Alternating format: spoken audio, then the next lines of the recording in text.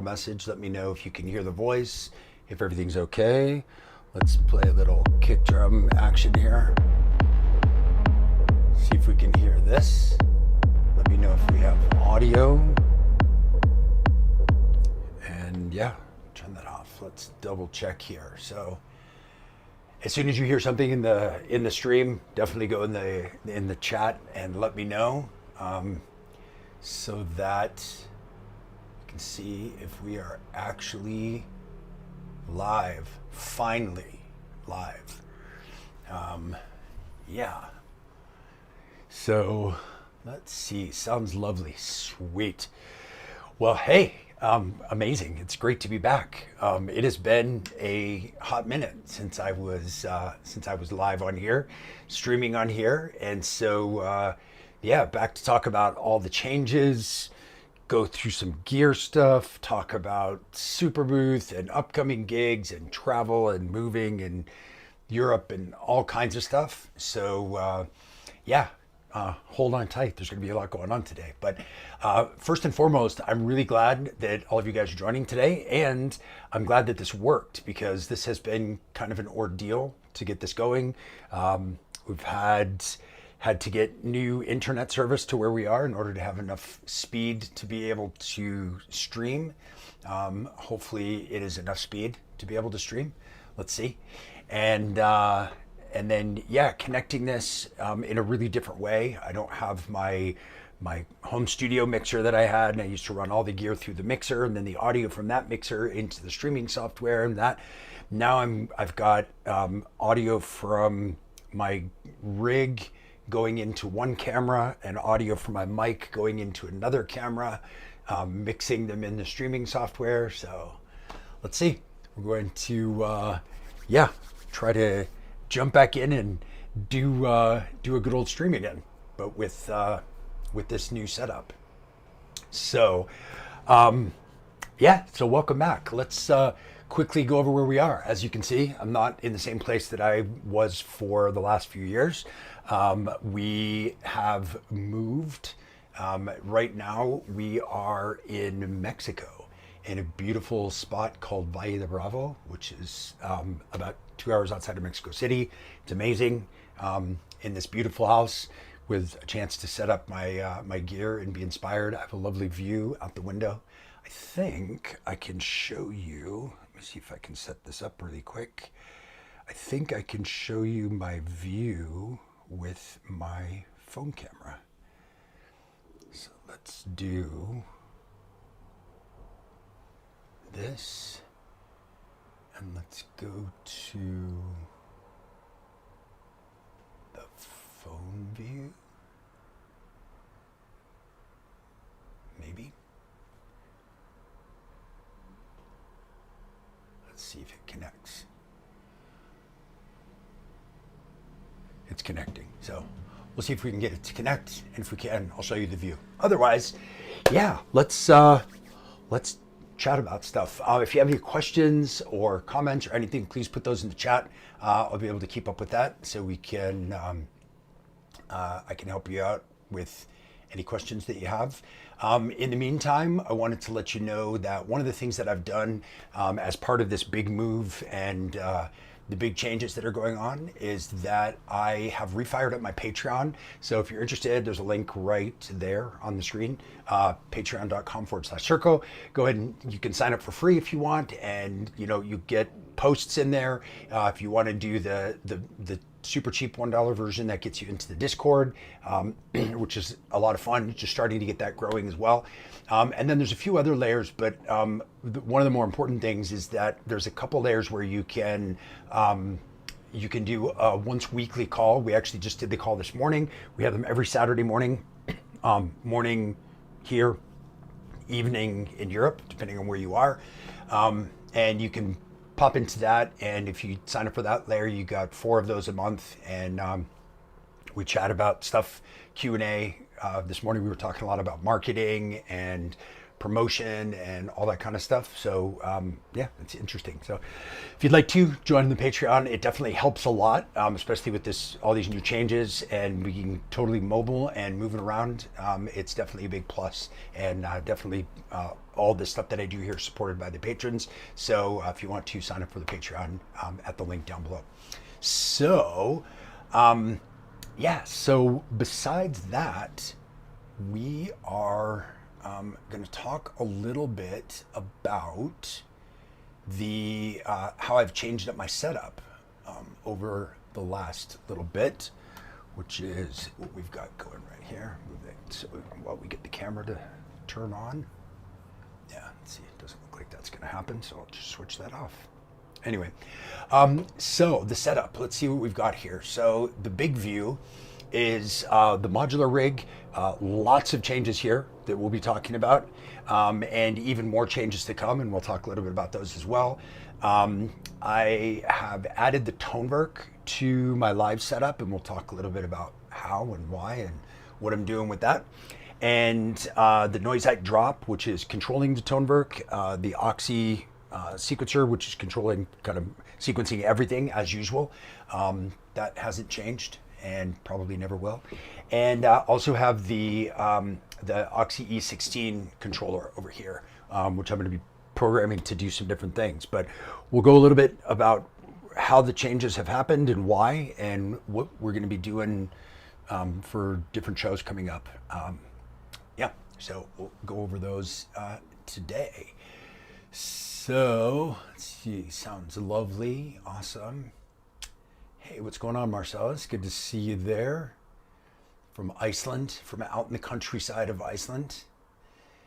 Let's see, what else do we have here? Herbie, what's going on? Great to see ya. Christoph, awesome. Good to see everybody. And again, thank you guys very much for joining in. It's great to see you all back again. So let's go over a little bit what's going on. So we have one of the big changes that is going to be happening is I'm going to be traveling a bit in Europe and playing some shows. So I needed a rig that can be flexible, movable, but super powerful, because some of the shows that I'm doing are a little bit special, and we'll talk a bit about that in a little while, about this new project that I started up. But the rig that we have going on right now, the modular is, you'll recognize some things from the past. The Bohm obviously has been in here for a while, Archer's rig, battering ram. This whole upper section is actually going to be what comes with me to Europe on this trip, and the lower section is actually mostly mixer and effects and some other modules that I use when I'm playing exclusively modular. But for this trip, we're going to be adding in the new board brain Exelon SL standalone mixer, which if you watched my last live stream, we talked quite a bit about that. And we're going to have the final model at Superbooth, so you'll be able to take a look at it if you're coming to that. But I'm going to be using that for my shows there as well. So that's going to kind of replace this lower boat of my modular, because it does what this does plus a lot more. And so modular wise, I'm just going to be bringing the upper boat. And so that's why I've kind of focused this in on the specific voices that I want and the specific things that I want. As you can probably see, if you've watched some of these streams, there's actually quite a few changes with the with what's going on even in the voices that I'm going to bring. So Bohm, battering ram, Archer's rig, those have been around for a while. But I do have a couple new voices. The Michigan Synthworks SY0.5, which is a single voice of the Syncussion. And that's actually being sequenced not by the Oxy, but by the Doepfer A155-2, which is basically like a DFAM sequencer, but you can use it to sequence anything.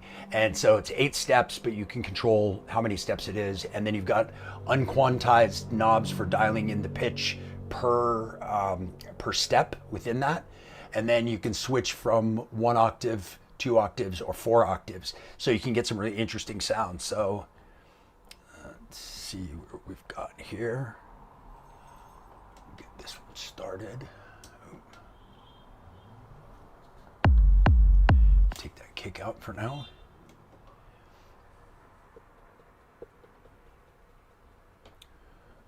let's see, where did I have this running into? That's pizza. This is, yeah.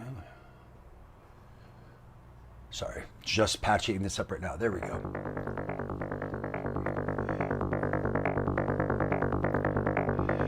So this is the SYO 0.5 right now. So you can hear kind of lower octave, but it does have a 2. Has a filter. This is an LFO that can go into audio rate. All right, so as you move this up, I've got this going audio rate, so it goes a little bit weird. Makes things sound a little crazy. But if you want to do some just kind of like normal modular bloopy stuff, this is great. So you've got your 8 steps here, but you can activate or disactivate or deactivate steps. You know, and if you want to keep them all together, then you can change up the pitch.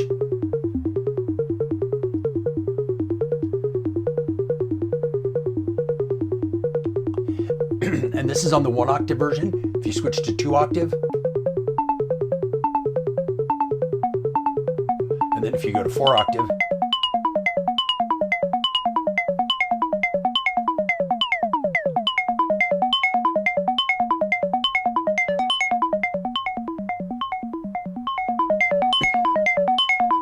maybe add a little reverb to that, and then maybe a little delay. And what's cool with this too is that it's really quick and easy to change up the number of steps. So you can just hold this and you put your first step and your last step. So if you want it to just be 5 steps, or if you want to change that up and have it be 3 steps, or have it be 7 steps, or back to 8 steps, however much you want to. So it's really quick and easy to change it around.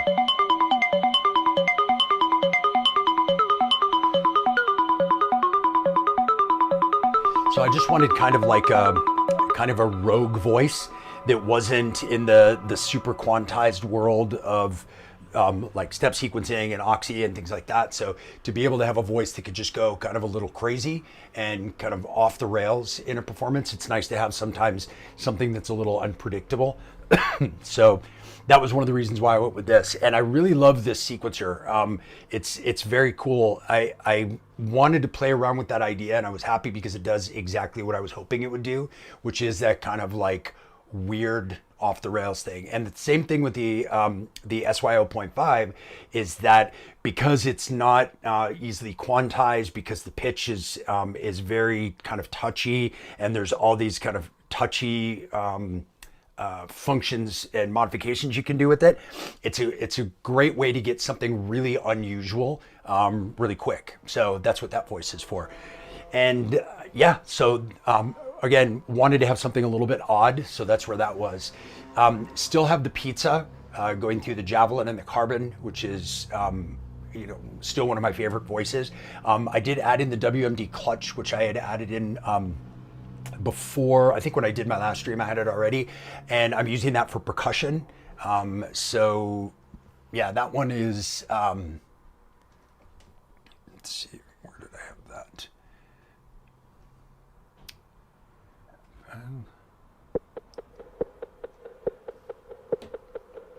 Actually, I'm not sure. I don't think I have that one plugged in yet. But anyway, I'm in the middle of patching right now, so that's why things are a little bit of a mess, and I'm trying to figure out what's going where and how I'm going to organize this for my shows. But the big addition is the Shockmount Ballista Blast. This thing, I played this for the first time at Superbooth 2 years ago when they had a prototype there, a working prototype. And it is... It was great then, like to the point where I tested it out at the show, said to the guys right away, I need one of these as soon as it comes out. And they've taken the last 2 years to really dial it in. And one of the things that Shockmount is so good with is that they did this with the battering ram, the Archer's rig. They really dial in their modules so that no matter how you set it up, no matter what the settings are, it's going to sound good, right? You can just kind of randomly twist knobs and bring up your volume, and it's going to sound good. Like, it may not sound exactly like what you're looking for, but it will sound good. And you know, that you've heard me say before that the battering ram is nothing but sweet spots. Well, it's kind of the same thing with the Ballista Blast, but with multiple engines, multiple sound sources, multiple types within those sound sources, and every single one of them just sounds crazy good. So we'll go over that one in just a minute because I want to go like a little bit more in depth on that. But the Ballista is crazy to the point where I'm toying with maybe putting a second one in my case if I could make some room for it, because it's so good, so crazy. And then my two effect sends I have here in the case as well, Desmodus Versio for my reverb, and then the Ghost for multi-effects. The Ghost is actually going to get swapped out before this trip because I'm getting a Cosmic Debris from WMD. So that's going to go in this spot here. But same idea at the same time, that it's like a multi-effects send. So I can use it as a delay, a reverb, a combo. It has some kind of cool kind of like scatter splash effects. So yeah, that's the point with the send effects. And then another addition that I have in the case here that I didn't have before is the Trivium, which is the Weston Audio Travarsi collab, which super cool module, because basically what it is it's everything for a full synth voice without an oscillator. And so I keep it in my case in case I get an idea that I want to add something else. And there's a lot of my voices that have multiple oscillator or multiple outputs from the oscillator. So like the Pizza has an octave, a main, and a pulse output. I can run any one of those into the Trivium and then gate it from its own sequence, and it becomes a whole other voice with its own envelope, with its own filter, with its own everything built in. The Erica Sense bassline is also great for that because it has a separate output per waveform. So you've got like a square, a saw, and a triangle output. So you can take one of those outputs and just run it into the Trivium. Or you can take any output from any oscillator and just mult it and send it to the Trivium, and you've got a whole other voice. And if you have a little mixer in your case, you can send different audio sources to the mixer, mix them together into some new sound, and then send that into the Trivium, and then you've got a whole new voice. So it's a very, very cool voice with a lot of control over it, which is great. And again, like full of sweet spots, which I'm a huge fan of. So let's check in the chat and see how everybody's doing. Hello from Luxembourg. Awesome. Christoph just bought tickets for Superbooth. Amazing. What's up, James? Good to see you. Todd from back in Denver. Good to see you on here. Yeah, the SY 0.5 is it's a cool module. It definitely is. It's something very, very cool. The Doper sequencer is kind of new. It's funny, like Doper's so funny with the naming. Like they name like A155, like it doesn't have, like everybody else has these like weird names like Desmodus Versio, and then they have like A155. So they used to have an A15, or I think they still do have an A155 8-step sequencer exactly like this, but it's like 40 HP just for an 8-step sequencer.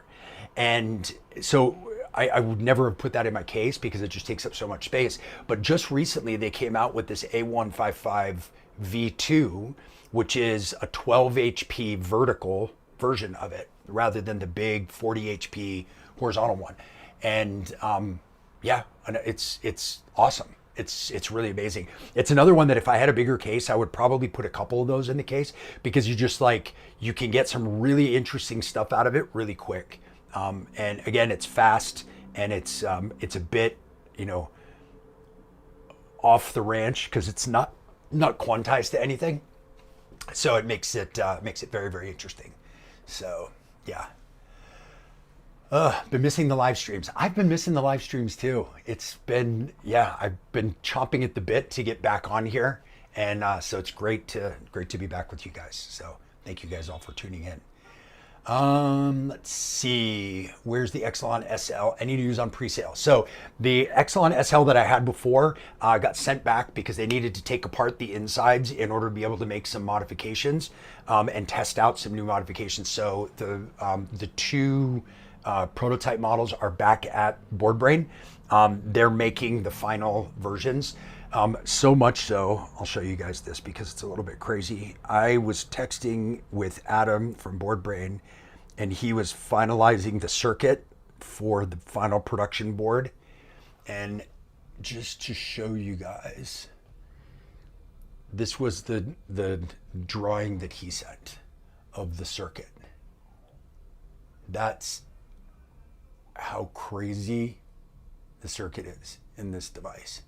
So yeah, it's pretty bonkers. But he's got that all, getting that all finalized, and we'll have the final production models at Superbooth, and I'll get mine a little bit before, so I can play a couple shows that I have pre-Superbooth with this setup.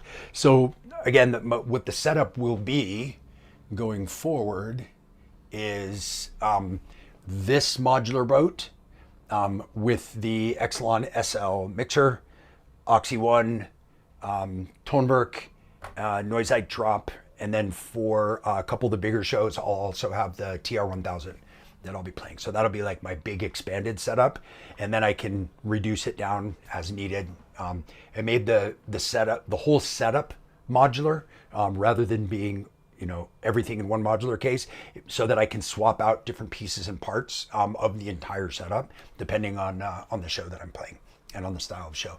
I actually have a show coming up on April 24th where I'm going to be doing my usual like fully improvised live show, but it's going to be a open to close set at an after party. Which will be a 6-hour solo improvised set. So I wanted to be able to get a setup that gives me lots of options, lots of things that I can do for that amount of time, so that I don't run out of sounds, run out of ideas during my live set. So it'll be crazy. Let's see, how's the drop integration going? Great.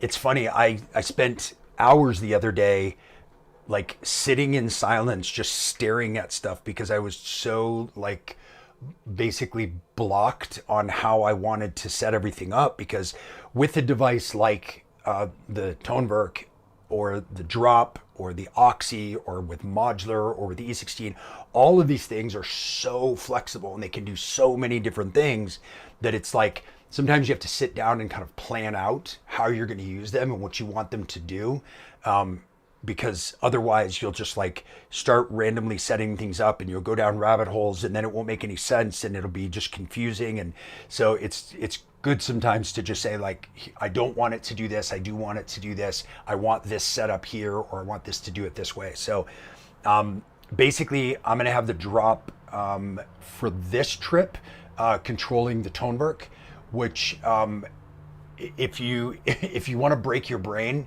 go online and look up the MIDI CCs for the Toneberg, because even though it's an 8-channel device, it has the possibility to do subtracks of 8 tracks per channel. So you can go up to 64 tracks. Every one of those subtracks has a whole bunch of controllable parameters.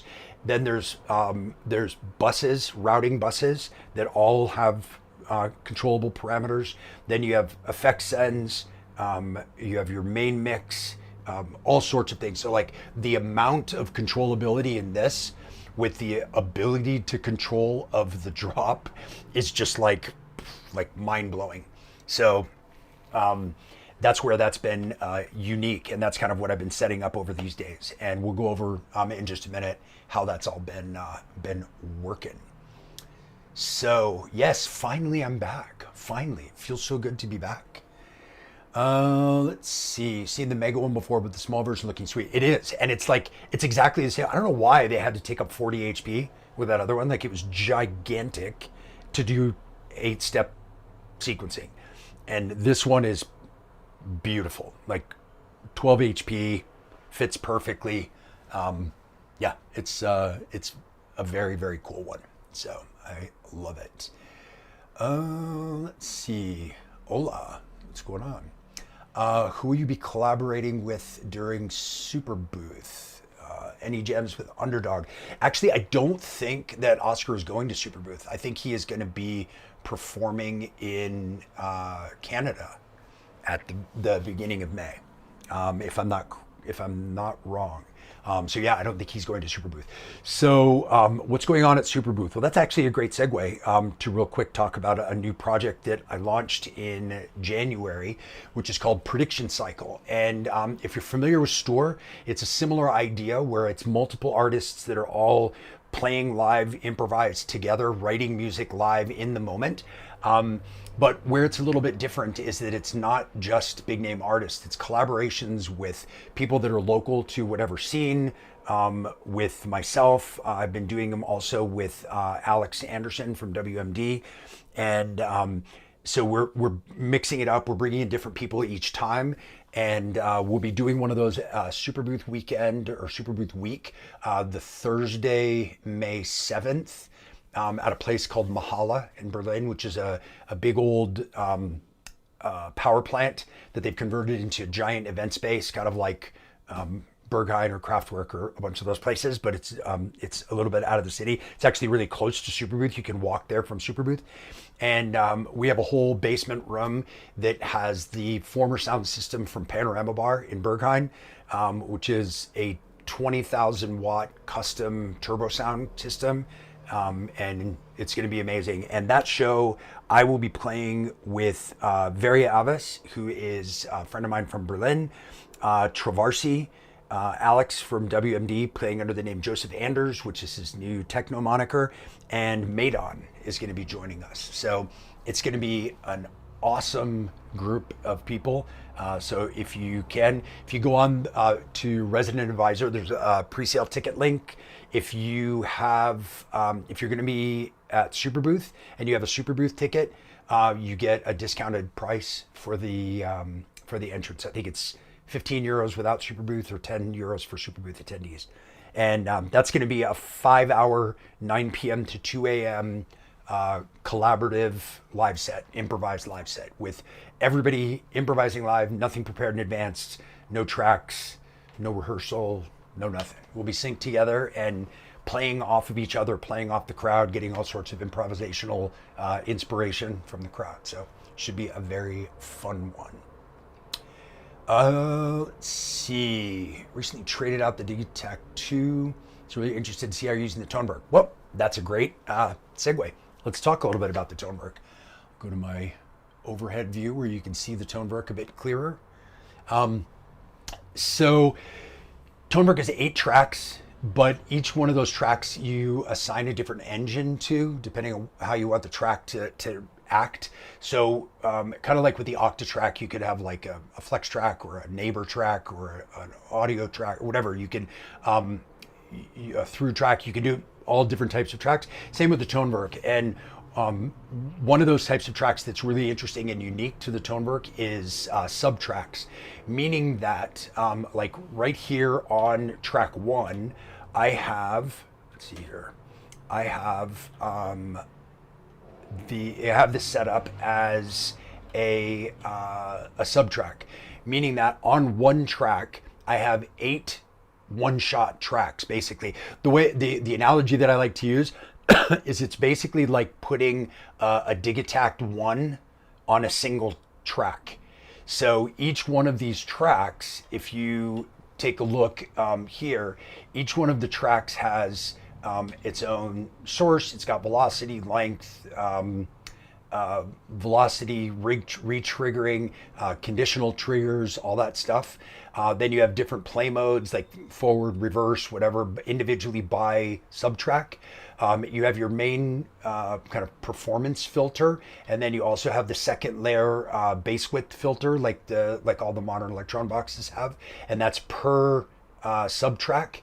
Then every sub-track has its own filter envelope, amp envelope, its own overdrive, its own panning, and then you have the 3 effect sends, and the mix routing or the bus routing is by track, not by sub-track. So all of the effect sends for this one will go to all of the sub-tracks.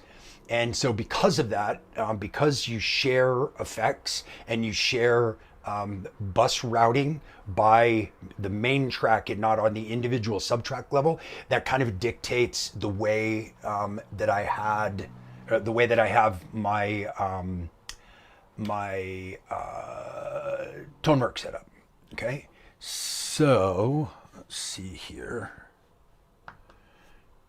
We've got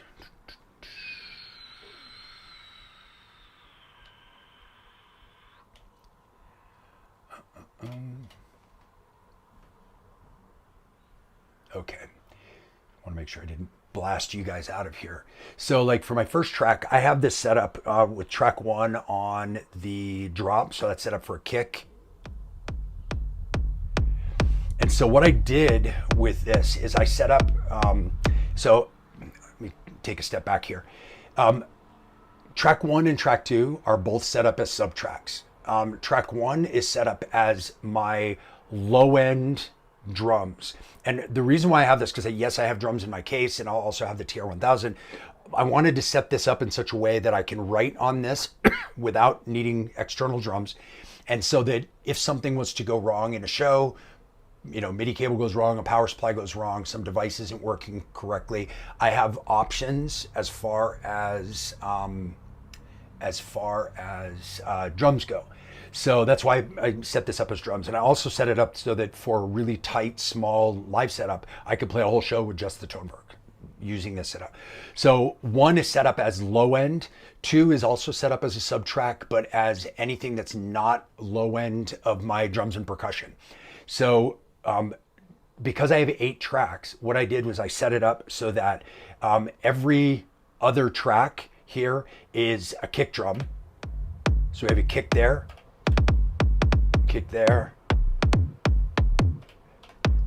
and a kick there. Some of them are the same because I haven't modified them yet, but the idea being that each one of those could be different.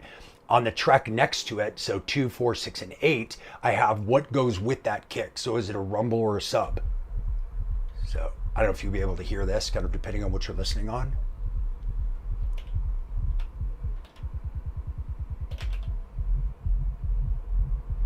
And the idea being that you've got on every, so on this whole subtrack, I have 4 different kicks and 4 different low ends, you know, subs or rumbles that I can mix and match. And then those are all controlled by one fader. So if I bring up this pair of kick rumble, when I bring this up, or if I want to swap out that rumble for this one, I can do that.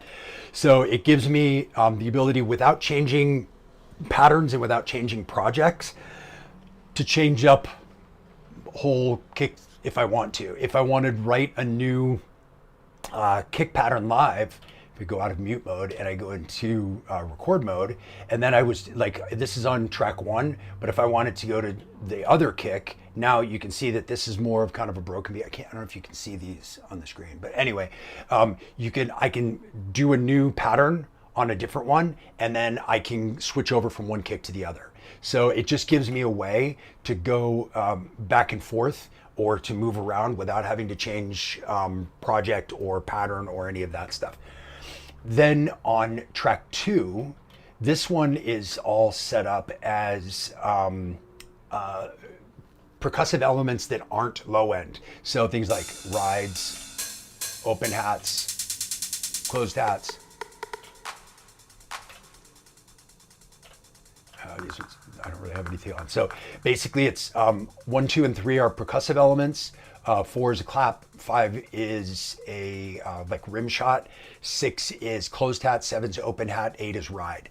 And so the reason why I split them this way instead of putting a whole drum group together on one track is because of that processing thing I was telling you about, because I want my cymbals and claps and things like that to have reverb, for example, but I don't want my kick to have reverb, because and certainly not the same amount. And so what this allows is that I can have things here where I can adjust like my reverb send, I can adjust delays, I can add chorus if I want to, all sorts of things. And that's just going into my higher end stuff, and then my low end stuff stays clean, right, without those reverb sounds. Or if I want to, I can then go to my my kick track, and if, let's say I wanted to add delay, I can have that be a delay just on the kick track, and then if I go to my higher end track, I can have a different delay and more reverb. So it basically just allows me to process those separately. Now, I wouldn't have needed to do this if the subtracks could be routed to buses individually, but they aren't. The bus routing is only by main track and not by subtrack. So for example, let's say you didn't want to use subtracks and you wanted to have a kick on one and a rumble on two, but you wanted to put those through a compressor. You could route 1 and 2 to one of the buses, and then you put a compressor on the bus, and that way it would compress those things. But you can't do that with just 1 and 2 in a subtrack without compressing the entire mix. And if you don't want to do that, if you want to process them separately, the best way to do that is to split them up between different groups of subtracks, if that makes sense. Let me know in the comments if this is making sense or if you have any questions about how I'm routing this stuff. But the idea being that now I have on 1 and 2, I have low end drums and high end drums that I can get a lot of flexibility with, and with changing things around. And then on tracks 3 through 8, for those other 6 tracks, those can all be voices, samples. I'm really loving the new dual wavetable engine. The Wavefinder is amazing. The granular engine is super cool. So it gives me a lot of sound palette of things that I can do. And then also going through, and this is all on one project and one pattern of one project. But what I do then, once I have like all of my drums and percussion set up on 1 and 2 the way I want, I copy that pattern over to multiple other patterns, and then I'll just take tracks 3 through 8, those 6 tracks, and I'll swap out the sound palettes in those while I keep the drums and percussion the same. And then I use global mutes when I'm performing. So if I have like everything muted except for a hi-hat on pattern 1, and I switch to pattern 2, those drums are all the same, so the hi-hat's gonna be the same, and it will be, everything else will be muted because I'm using global mutes. But what I've done by switching from pattern 1 to pattern 2 is I then have all new soundscape in my other 6 tracks. So if you're familiar with the Octatrack and with parts, being able to switch from one to another allows you to swap out all your samples basically while still keeping going with your same pattern or your same project. And the other thing that I've been doing with this that's a little bit interesting is that if you sequence those tracks, track 3 through 8 from the Oxy, which is what I'm doing, I have it set up on sequencer 7 to be 5 lanes of melodic sequencing for those tracks, then it truly acts like parts. Because with parts in an Octatrack, if you have a pattern in your sequencer and you switch parts, that pattern stays the same, but you just switch out the samples. Where with this, if I'm sequencing from the Oxy and I switch to a new pattern, I still keep my same sequencer, my same melody that I have sequenced, but it switches to new samples in the new pattern. So it's basically using an external sequencer with the Toneberg makes it act kind of like an Octatrack, except an Octatrack has 4 parts, and this gives you 16 parts by doing it with an outside sequencer. So, yeah, this is why it took me a little while to figure out exactly how I was going to set this up, because you have so much flexibility and so many options with these machines that you really have to kind of think through, how do I want to use it live? What's going to be the best use of this stuff live? And so this was it for me. So now setting up the drop with this, and we can go into the drop in a minute, but setting up the drop with the Toneberg allows me to not have to go into menus, not have to switch around too much between tracks and stuff. So then I really have all my control here, all my sounds here with sequencing here. And it just gives me a ton of flexibility. And it makes the Toneberg like a much better sounding, much more feature packed version of an Octatrack. Although it doesn't do exactly the same stuff. The way I'm using it is the way I would use it if I was playing like with a solo live set with just the Octatrack. So yeah, that's kind of what we're doing with the Toneberg, and then we'll talk a bit more about the other stuff in a sec. So if that makes sense, let me know in the chat if that's making any sense. Let's see. Wish I had a teleporter to get you to the show. I wish you did too, Todd. That would be awesome. Nice to see you in your new home and studio. Yeah, I appreciate it. It's a temporary space for now, but it's yeah, it's pretty cozy, pretty nice with a lovely view of the lake. So yeah, I'm digging it. Let's see here. Totally digging it. Love the breakdown. Definitely been thinking of using a single set of subtracks for an entire drum kit, but the bus routing effects. Yeah, it was, and that was one of the things is I was like, oh, cool. I'll just use one track and have that be my drum kit. But then when I realized that I couldn't affect my, my claps differently from my kick, and so if I wanted my claps to have a whole bunch of reverb or a bunch of delay or whatever, then I would need to put that on the kick too, so it didn't make any sense. So then I was like, okay, well, I don't want to waste the whole track just to do that. And then I said, oh, well, I generally like to process my high-end samples similarly and my low-end sounds similarly. So I'm just going to divide it up like that.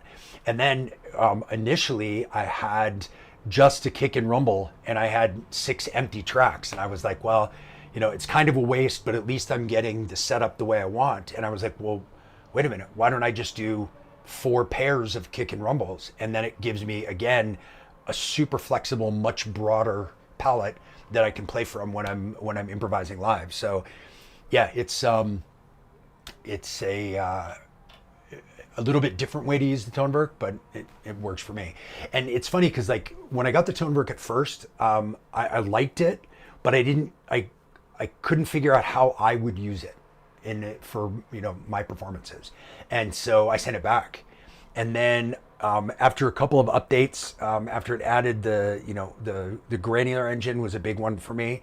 And then a couple other things, I was like, yeah, I think I need to give this another look. So I got it back, and then they just came out with this new update with the wave engine, which is amazing. So yeah, it's kind of crazy. It's kind of a crazy device. So let's go just a little bit here to show you.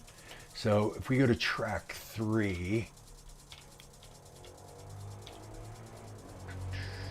so I have a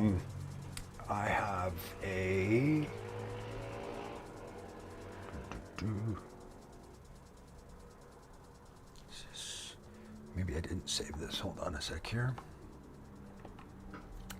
Nope, that is correct. And then make sure I've got my parameters correct in here.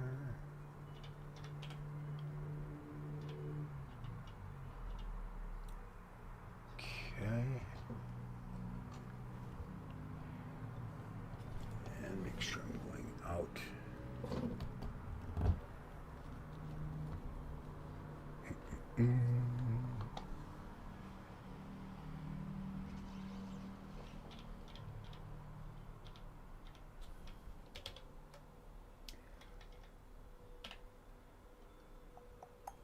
So I'm just going to assign a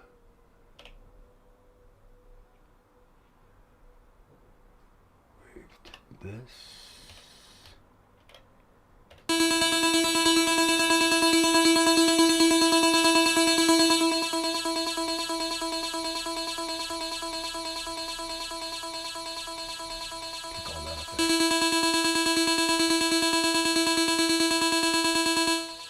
That's why.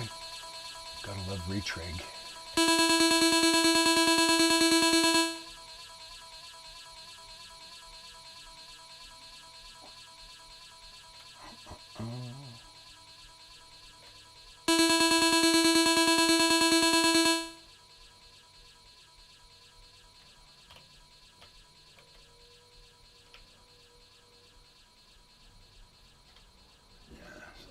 This is acting a little weird, but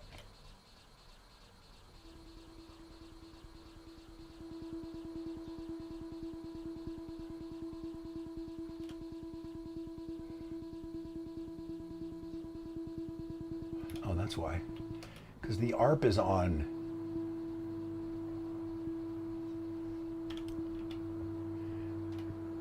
Shows you that I've been playing around with a bunch of stuff on this.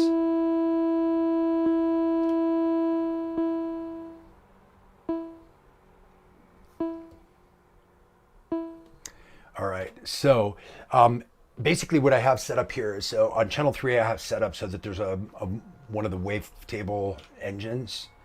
You can hear just if I put an individual sound. But then I can go in and if this lower track here is track 3, so if I unmute that.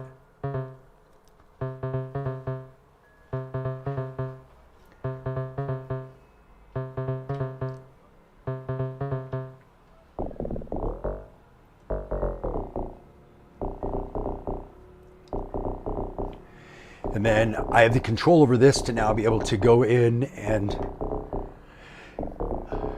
do my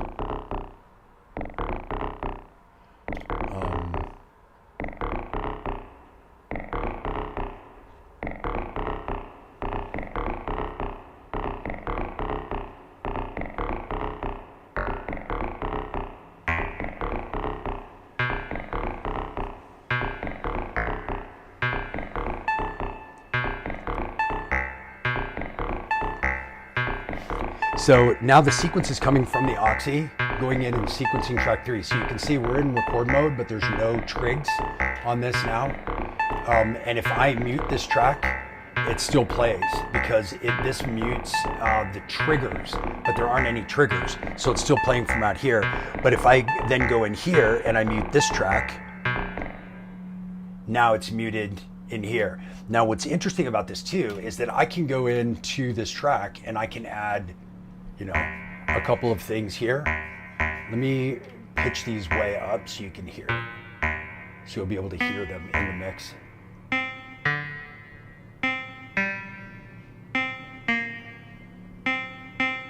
Okay, so you hear those two steps, and this is muted, but this is not. So now if I go over here and I unmute this sequence, the two sequences are playing together. And if I mute this sequence here, it's only this one and not this one. So then again, I can go in and mute and unmute. Now it's only this one and not this one. So what's really cool with this way of using this is this allows me to play around with different types of patterns and have them interact with one another and change them up and create variations. So I can have like certain parameters over here, like certain probabilities in the Oxy, have other steps here with different probabilities here that have things parameter locked. Another thing that you can do here is if you hold down function and hit a step, it'll be yellow, and that's a trigless trig. So you can tell this to change things without triggering a trigger. So while these triggers are playing, this can change things.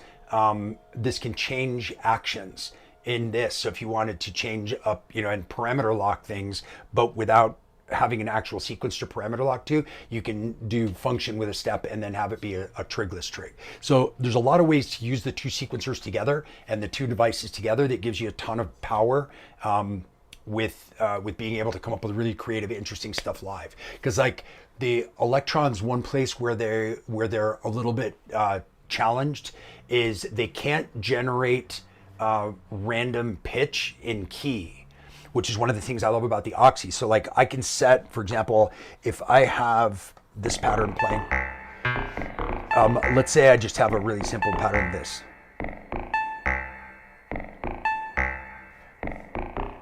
Here, I'll just do these all the same note.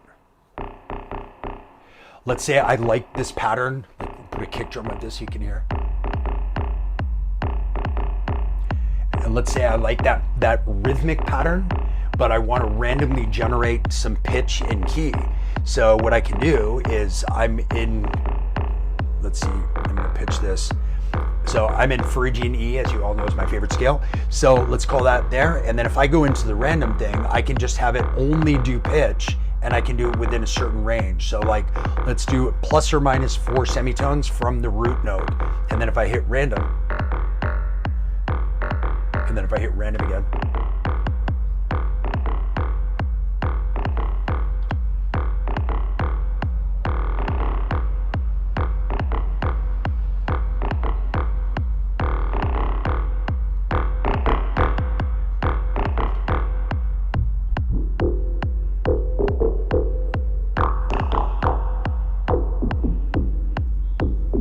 So you've got all the sound design capabilities in here, but you can do your random generation over here, and you can keep generating randomly. If you want it to go crazy, let's have it do, I don't know, plus or minus 21 semitones.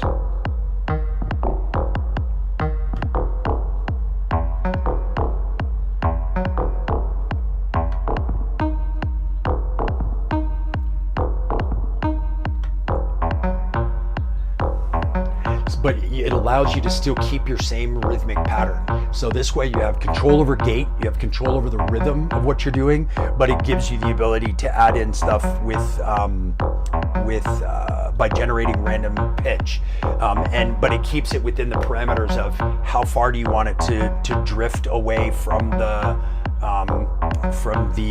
root note, plus or minus, and how random do you want the notes to be, and all of that stuff. So you have control over the randomness, but you can use it to generate random ideas very quickly. And then you compare that with other things that you do in the sequencer here, and then you have two different layers of sequencing, and then you can kind of mute and unmute those to change up the different patterns, and they can interact with each other in different ways. It's also a cool way to transition, is you can have one pattern coming from this sequencer, then you can put in a second pattern from this one, and then take out the one from this one. So you can kind of add in notes and then take out the original notes, and it gives you a way to transition over to a new idea by using an external sequencer with an electron box. And this works with any of them. There's a really old video on my YouTube channel about how to write bass lines, and I did this exact same technique on the Analog 4. So you can do this on any of them. It just gets even more interesting when you're using something that's as interesting as the Toneberg. So anyway, let's see what else we have here. The new Wavefinder is massive. I agree, it sounds amazing. Do you also have the pots on the drop set for the Toneberg tracks? I will, I don't yet. Yes, so right now I'm just setting up, I've been just setting this up over the last few days. I was originally just gonna use the E16 with this for this trip, but I decided in the last few days that I wanted to use the drop because I wanted faders, specifically for what I'm doing here. So if I'm not going to be using the TR1000 for a show, I can have these be all faders. I'm going to set up a preset so that these faders would all be drum tracks, set up just like what we were talking about. So like tracks 1 and 2, and then clap, snare, and all of that stuff on different sub tracks will be controlled by these different faders. Then the knobs, once I have everything kind of laid out, then the knobs are going to be used to control sound design parameters, so that I don't have to go into individual pages to do that. And I again am still mapping out exactly how I'm going to do that here. The other thing that's crazy with the drop is that every fader, every button, every knob, even the click on the knob, everything can be assigned to up to 8 destinations. So every button, every knob, every fader can be a macro. So that gives you a whole other layer of, okay, well, do I want an individual filter cutoff for every channel, for every filter, or do I want one filter cutoff that goes to all 8 channels, so that I turn one and it becomes a master cutoff rather than having to route them all through a master filter, if that makes sense. So you have a lot of options when you're using something like the drop, just because of the macros. And the Oxy does that as well. You can build macros on here. The Oxy is actually really super fast for building macros on the fly. You can hold one button and then select a few other things, and then that one knob will control those things you just selected. So it's a really quick way to create macros on the fly. So, but yeah, again, gives you a ton of flexibility to do all the things. Let's see here. Any news on the Exelon SL mixer? Yes, the news is that it is, everything's being finalized. All of the new upgrades from the demo version, from the first versions that we were showing at Buchla and Friends, all of those changes have been made, and getting the final boards printed so that we will have final production models at Superbooth for everyone to see and play around with and mess with in its kind of final form, the way it's going to be, because we had to get new enclosures because we added some new functionality, different switch, move some things around a little bit. So yeah, that's going to be, that final version will be ready at Superbooth, and we'll have our pre-sale getting going right about that same time. And then they'll be shipping this summer. So you'll have them in your hands very soon. Very, very soon. I know not soon enough because it's such a cool device, but very, very soon. So yeah. Let's see. Let's go a little bit more to the modular, because I wanted to show you a little bit more about the battering, or not the battering ram, the Ballista Blast. This thing is crazy. I can't see this one super well. If I tip it up, it will be blinded by the outdoor sun. I have to rethink this. Maybe I'll put a block back there next time. Anyway, the Ballista, which you can see right here with its expander, which is next to it. Two different modules. The Ballista is basically a all-in-one synth voice that has a bunch of different digital sound engines that oscillators that drive the sound, and then different versions, different configurations of each oscillator. Then it also has all the rest of the things for a complete voice. So it has a built-in filter, envelope with multiple destinations, which can be looped and put out as an LFO, pitch control that can be locked and then used as an octave switch, and different parameters for each one of the voices. It also, everything besides the digital oscillators, everything else is analog.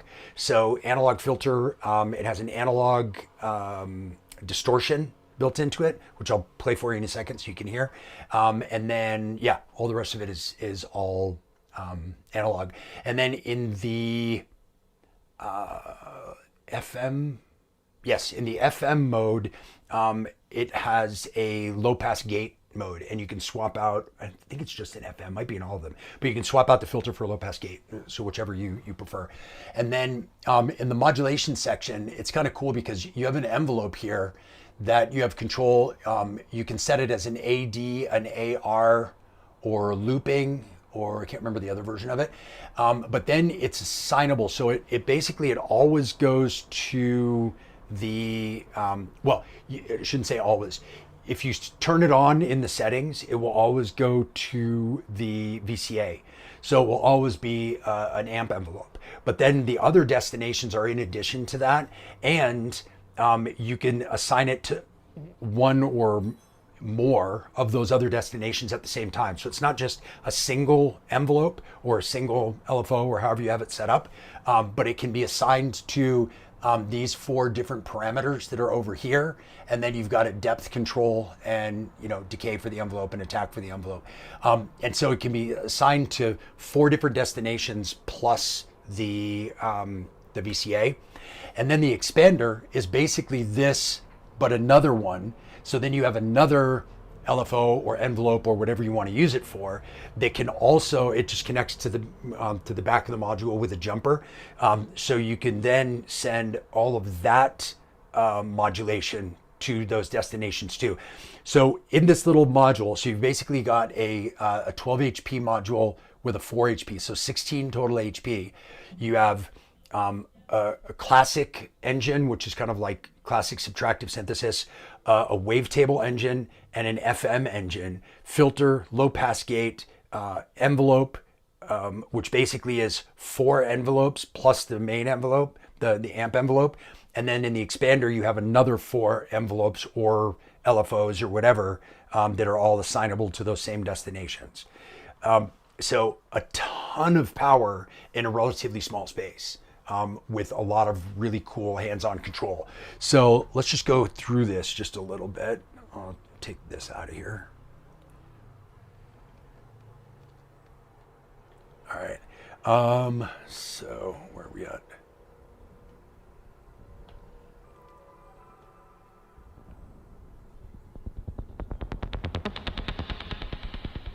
I'm going to take the effects off so you can just hear the voice by itself. So you can hear that it's kind of like short decay, and it's got some movement that's coming from one of the LFOs here, and the filter's all the way down. And this is classic mode.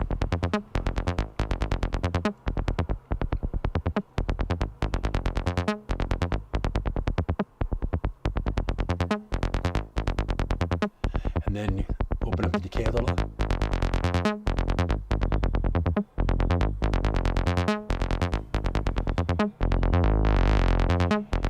And each one of the synth modes, or each one of the synth engines has different modes. So this is the classic engine, and right now it's in sub mode, which means that we're blending the main oscillator with the sub oscillator. So if I take that sub oscillator out, and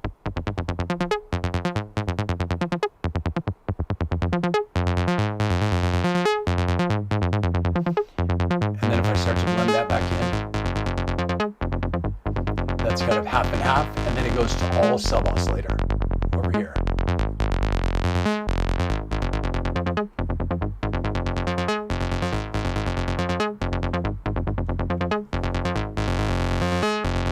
And then you have your depth of your envelope here.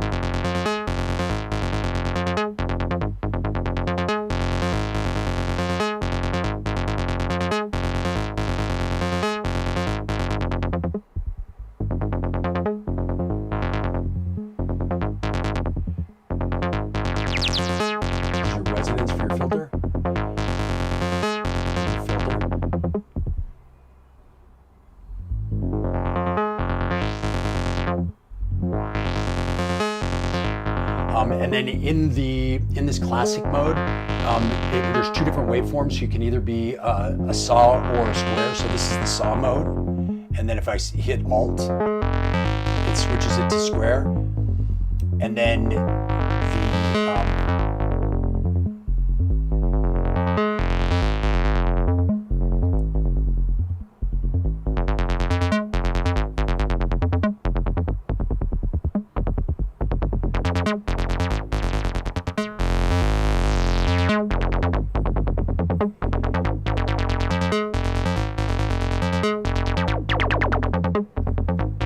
again, you have to blend between square sub, square by itself, or both together. So that's the sub mode, right? I'll go back to the triangle wave here. So that's the sub mode, but there's a lot of different modes per voice, right? So besides the sub mode, you have dual mode, which is dual detuned oscillator, and the parameter now, put this in the center and they're doubled up here.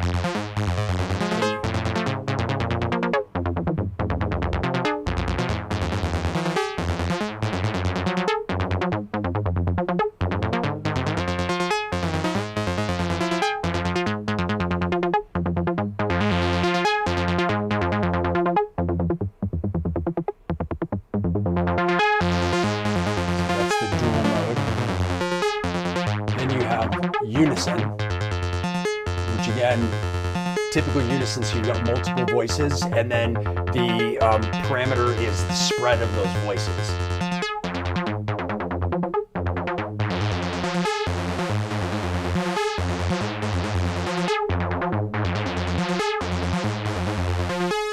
Back together, and then all the way back.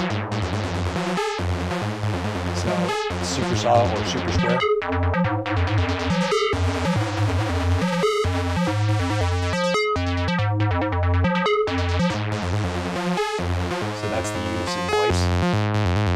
Sync, which is two synced oscillators.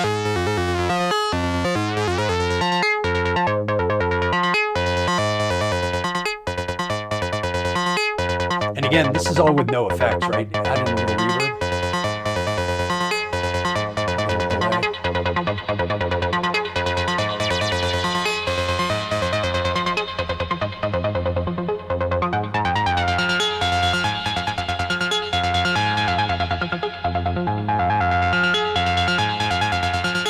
That's the sync voice.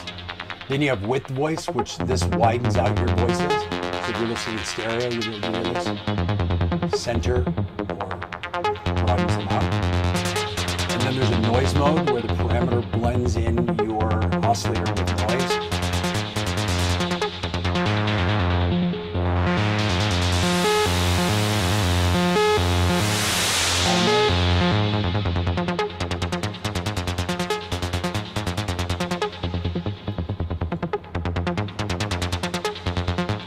And then you have a chord mode. Here for this one,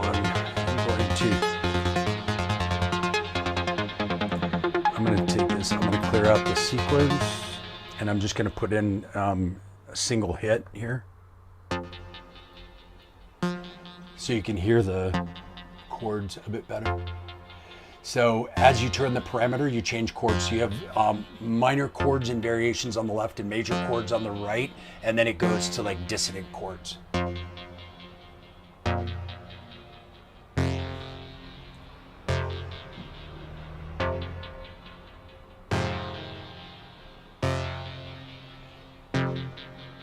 And then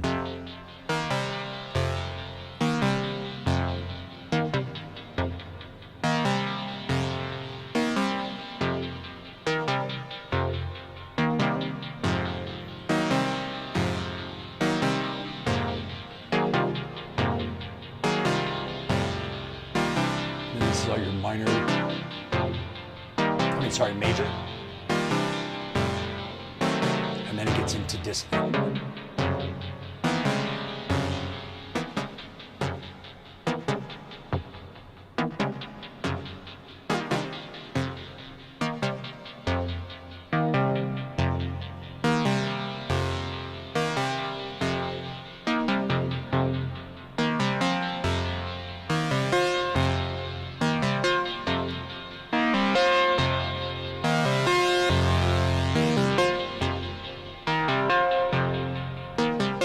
Again, these are sawtooth, but you can also do square.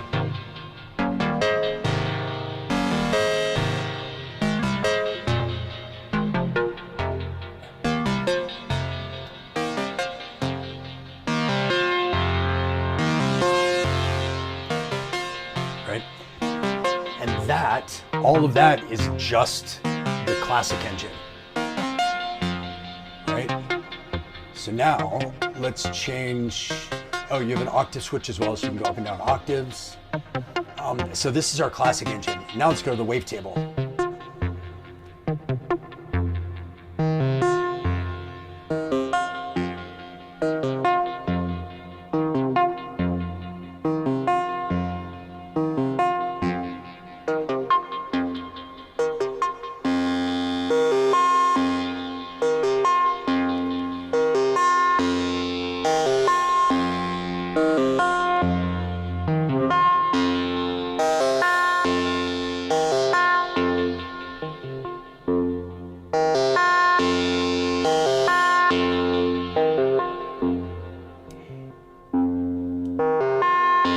And again, in the wavetable, you have 8 banks of 8 wavetables. So you switch banks here with the buttons, and then you switch wavetables within the banks here. So this is Digi 1.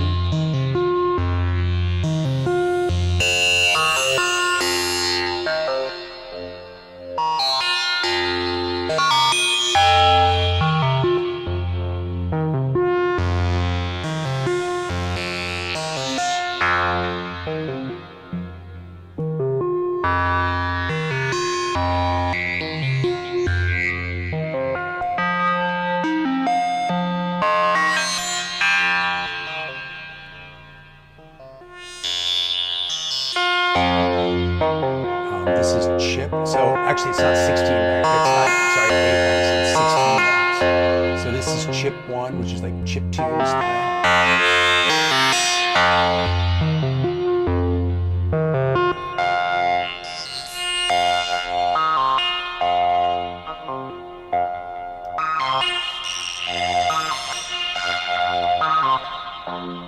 These are formant.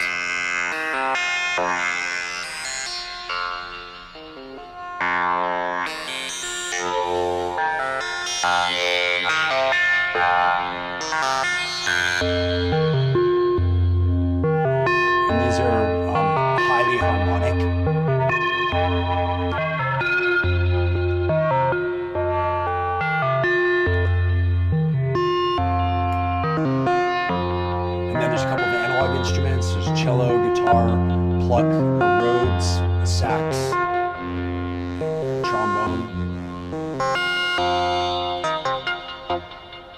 these ones are vocal.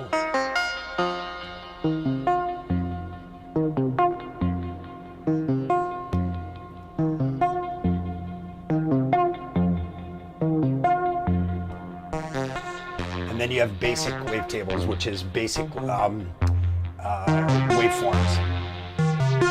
So if you want to use your like normal kind of traditional, you know, square, triangle, whatever, you've got those in the basic wavetables, right? And then we go to the FM voice, which I'm going to turn everything down first on this before we get started because.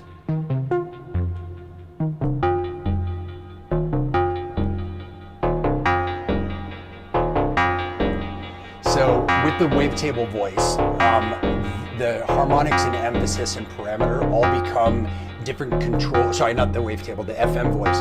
Those become all controllers of different parameters depending on which algorithm you're using, and there's multiple algorithms. So.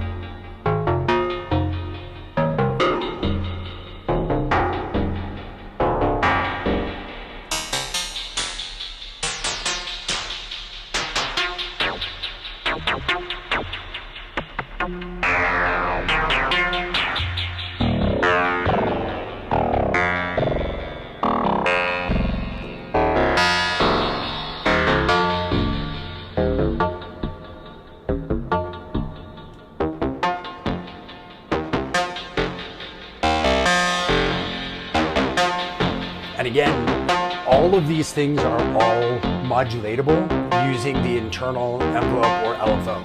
So for example, right now I'm using the LFO of the expander to modify the harmonics. Okay? And I can turn up the depth of that, and the speed.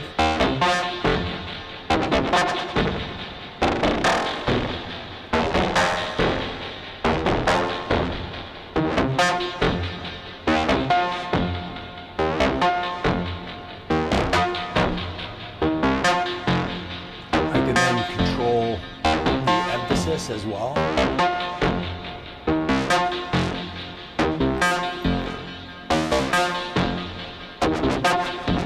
So now it's controlling the harmonic and the emphasis. And I can control the parameter, which is the pitch.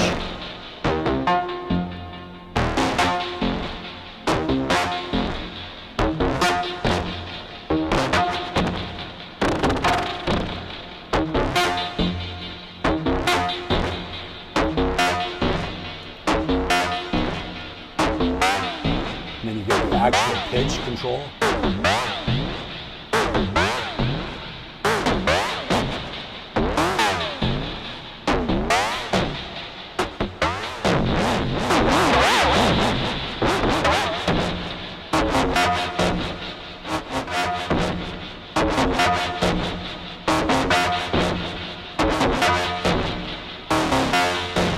So you can set this up to do some like subtle movements like this. Over time.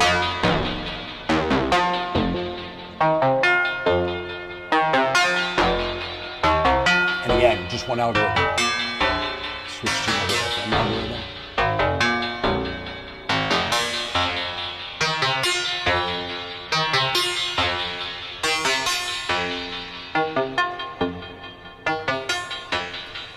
So as you can see, like there's just endless sounds with this thing. So it's been amazing. I've just had it for a few days, and getting this put into the case has just kind of blown me away. So can't wait to use this a ton more in other situations, in other scenarios. So it's a pretty awesome voice. And one thing that really got me about it as well is how it cuts through a mix. So here, let's go to classic sub and just.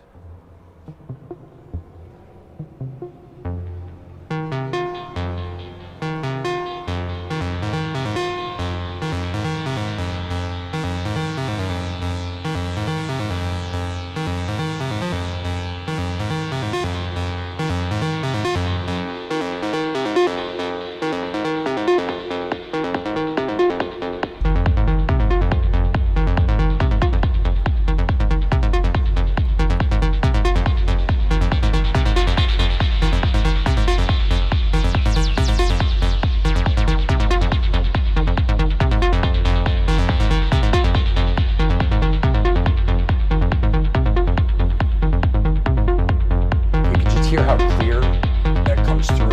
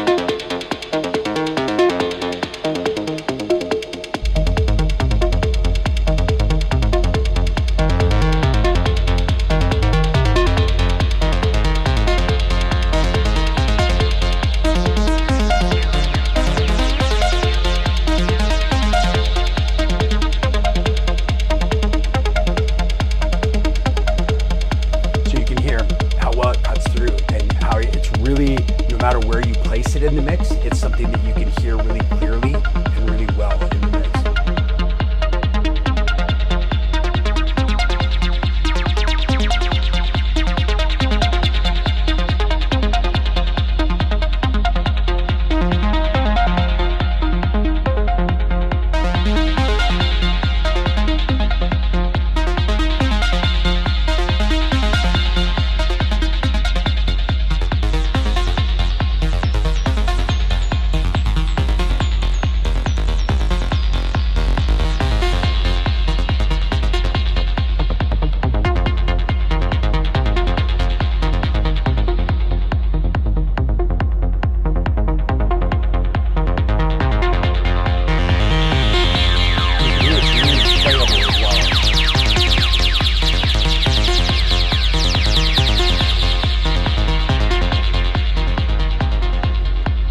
You can hear it's really playable as well too. So to be able to have that much control over dynamics and sound shaping and envelope and decay lengths and things like that, all in one little module, really immediately, is something that's amazing because it gives you a lot of ability to play it as an instrument, and it's not just like set it up and then hope nobody touches any knobs and they don't knock it out of place.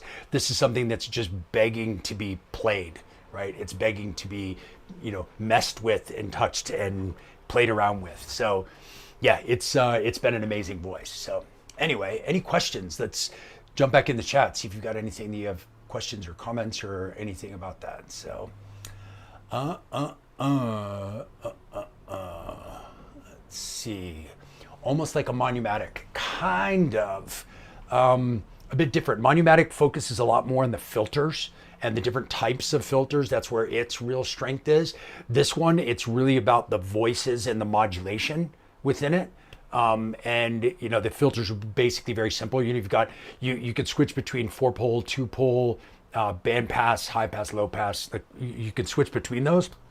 But within the Monumatic, there's a lot of different filter types, which give it some really cool character. This one, it's all about the oscillators themselves, the voices, the modes, and the controllability, and the modulatability of those voices. So a bit different from the Monumatic. Let's see here. I'm thinking about swapping out my Syntact and Analog Heat Plus effects for the Toneberg.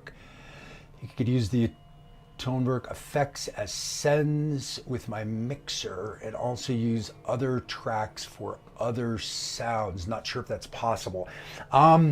Maybe. So it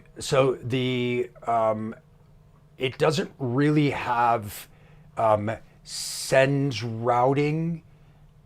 So the sends are the same for the entire device. but you do have insert effects for each of the channels, including the buses. And if you have outside audio coming in, which there's a stereo input, you could route that through a bus and have two effects that you could then route through if you wanted to do that. Yeah, that would be possible for sure.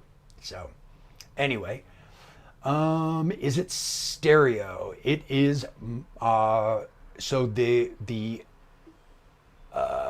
it is a monophonic voice. Yes, it is a mono voice. Sorry, I had to think about that for a second. It is not stereo. Snappy. Yes, it is. The envelopes are killer in this thing. Like, they sound amazing. Really sound really good. I might have to swap out the Percon's voice for that shock bot. To be honest, I am not going to have the Percon's voice in this case, and I have the shock bot in this case. So that's where we are. Let's see. Perfect sound for a rainy afternoon. Yes, it is starting to rain here, which is beautiful in this place. So I will warn you that sometimes in the rain, the power cuts out. If that happens, the stream will abruptly end. But in the meantime, we'll keep going. Let's see here. Just tuning in from Dublin. Awesome. So we're using the Toneberg. Yeah, the Toneberg is very different. It's like the way I'm using it is very different. I'm not using it polyphonically. I'm not using the multi-sample engines. I'm not, like, none of that stuff. So probably unlike the way you've seen anybody else use it, I'm using it in a totally different way, but with some of the really unique stuff that it has, like subtracks and the routing options and things like that. So yeah, Toneberg is a beast. It is a total beast. Yes, fresh head shave for the stream. You're right. I did that this morning. Referring to use the inserts plus buses to route. Yes. So basically a track coming from inside the device has two inserts and three sends. The three sends are the same across all the voices, but the two inserts are unique by track, which is really cool. Then each of the buses has two inserts as well. Unfortunately, one of the things that I asked the Electron guys, hopefully they'll do it in a firmware update. Unfortunately, you can't route from one bus to another bus. I'd love to be able to layer buses, so that way you could have, like a performance effect or two, and then have maybe, I don't know, a compressor, like whatever you wanted to add, but being able to put those together, you can't. So right now, if you route something through a bus, it goes from that bus to the main mix bus. And when it comes through that bus, you've got two inserts that you can put on it. And the list of inserts is impressive. Like the new effects in this sound outstanding, like really, really great. So yes.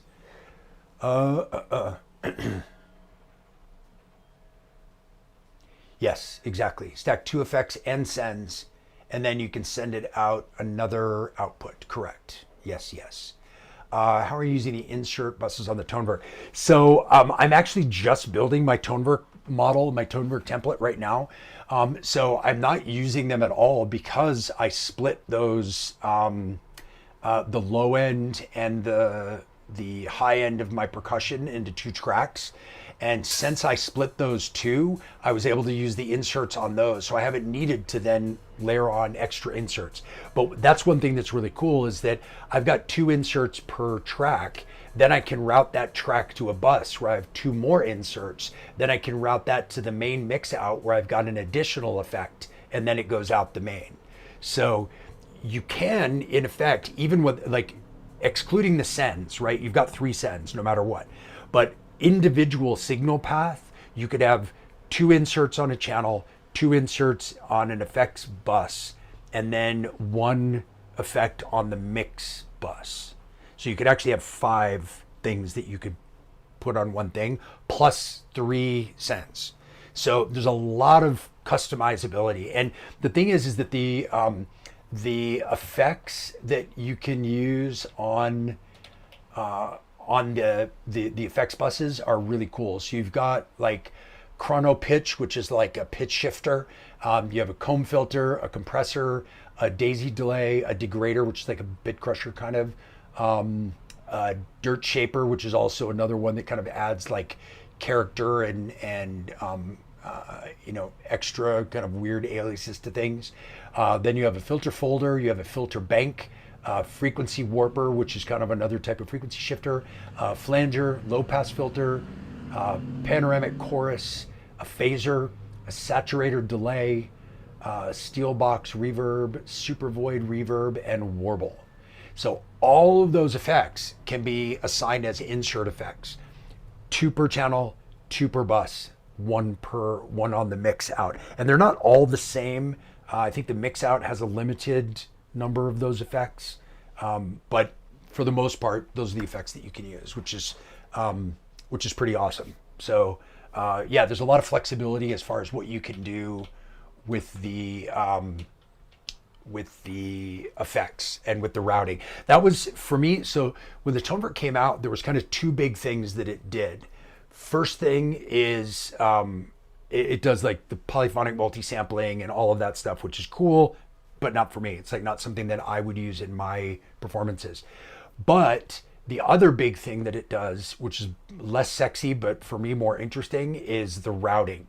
Being able to do this routing through buses. And if they ever get to the point where you can, which I assume they will at some point, where you can route one bus into another bus into another bus, then you can come up with whole chains of interesting effects that you could then assign to a controller and use those as performance effects or sound shaping effects during a performance or whatever. So you could have them kind of bypass at certain points and then bring them in when you want to bring them in. So you could come up with strings of effects, kind of like what EasyBot does with his performance template in the Octatrack. What most of those are is combinations of a string of effects being able to interact in different ways.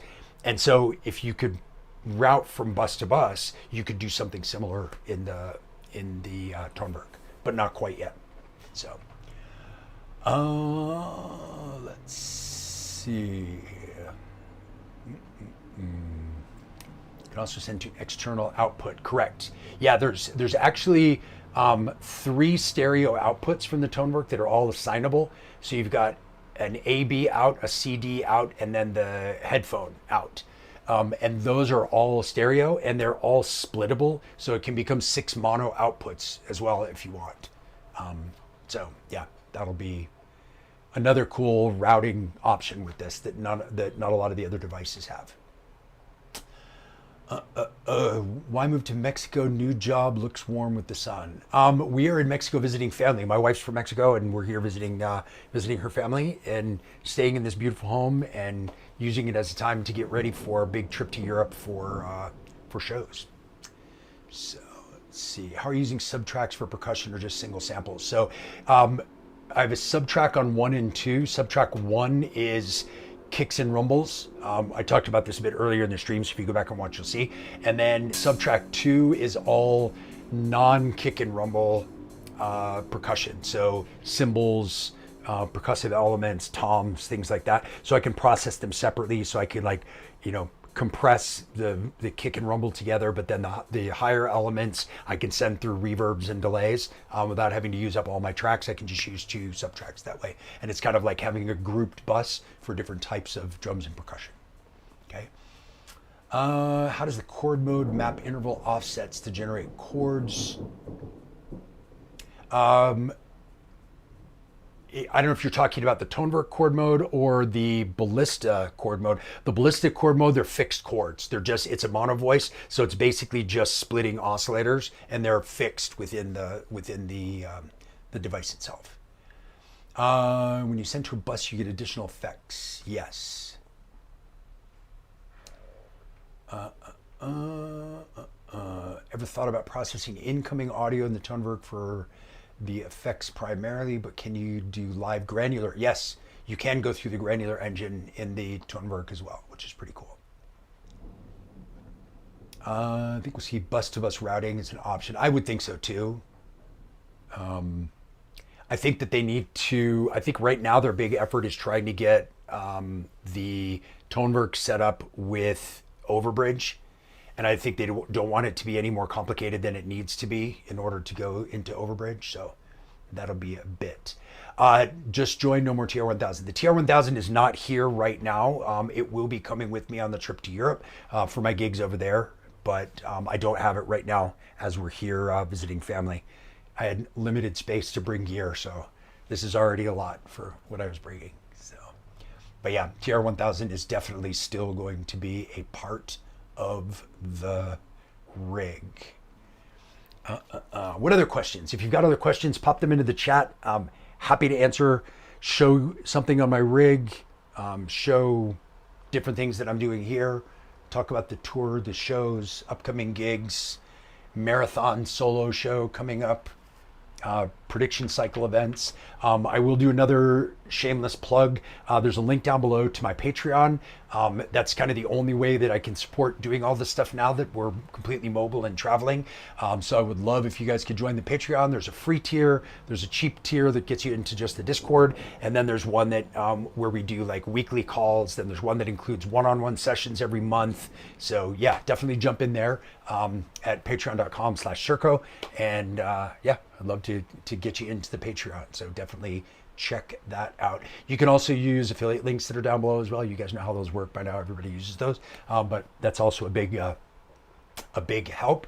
And if you're interested in any of my courses, I have an improvised live performance course, and I also have a hybrid production course that I would love to get you into as well. So if you're interested in either of those, also link down below, or you can go to circolive.com/courses and check out the outlines for the upcoming courses and get signed up with those. So I would love to see you in there as well.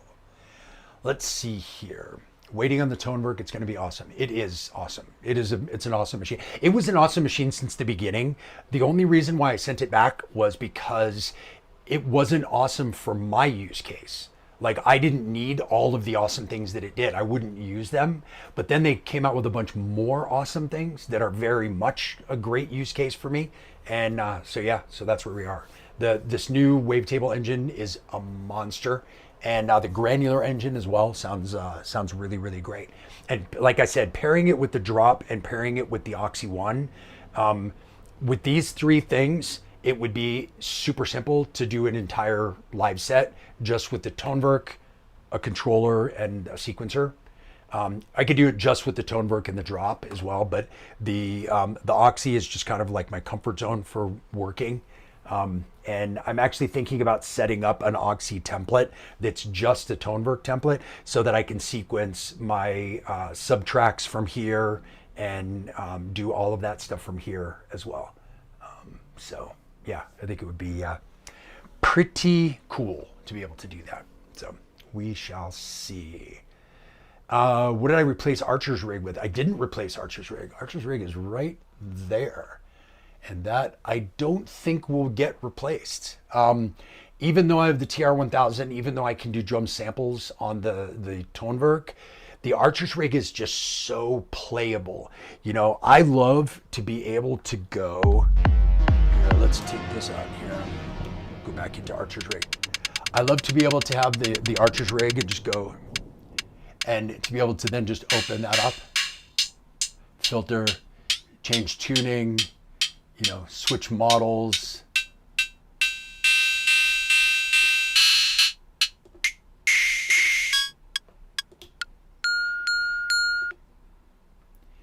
You know, super easy.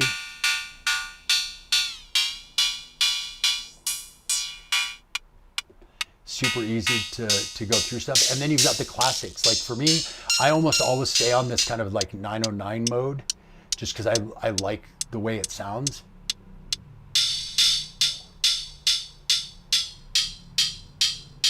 But just having that immediacy of control over a hi-hat's great. And what I do is on my sequencer, here, let me show you from the overhead view here. On my sequencer, if you notice, the third track up here is my hi-hat track. And I always keep that just looping on 4 steps because those tend to loop on 4 steps. And it makes it so that I can go from like an open hat to a closed hat really fast and back to an open hat because I only have to just change those 3 steps. And so between being able to modify the steps really quickly and being able to change up the sound really quickly, it just gives me a crazy amount of flexibility and immediacy. So I love that. The other stuff that I have in this case right now, drums and percussion wise, is obviously I've got the Bohm kick drum, which is just like for me, it's the best kick drum ever. Like I think it's just absolutely amazing. So we've got that. We have obviously hi-hats, and then I have a second kick drum over here, which is the battering ram. And the reason why I have it do a second kick is that I sequence these separately. So if you look again at my sequencer here, so the bottom layer here is my primary kick drum, right, which is the Bohm, and you'll see this step is only every 4 or 8. Yeah. So basically I have that set up to do as kind of like a turnaround, but everything else is just kind of 4 on the floor. The next level up is my battering ram. And so I have this so that I can visually look and I can see where I want to put other steps, and I can put them kind of in between steps of the Bohm kick. And then I can sound shape this sound all by itself. So if I want to make it like tom sounding without much click, medium decay and medium drive, then I have volume control over just that. And if I want to make it longer,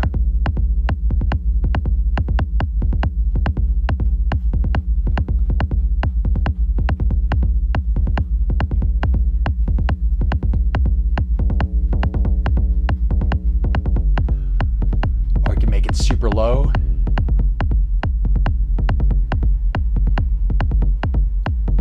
Again, having control over just this voice means that, like, let's say I wanted that lower one to have a long decay,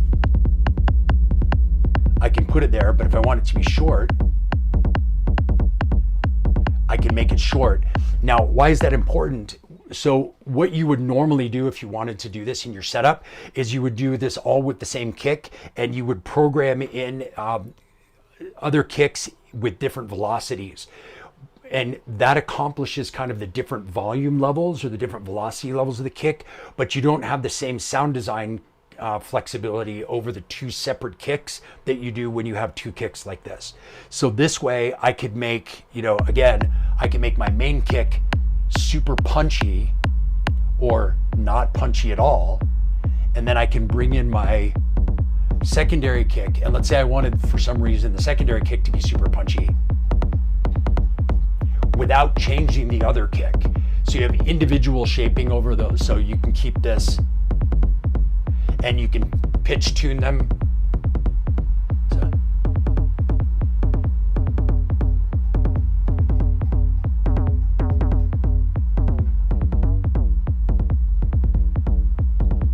So again, it just allows you a lot of flexibility to be able to control individual elements.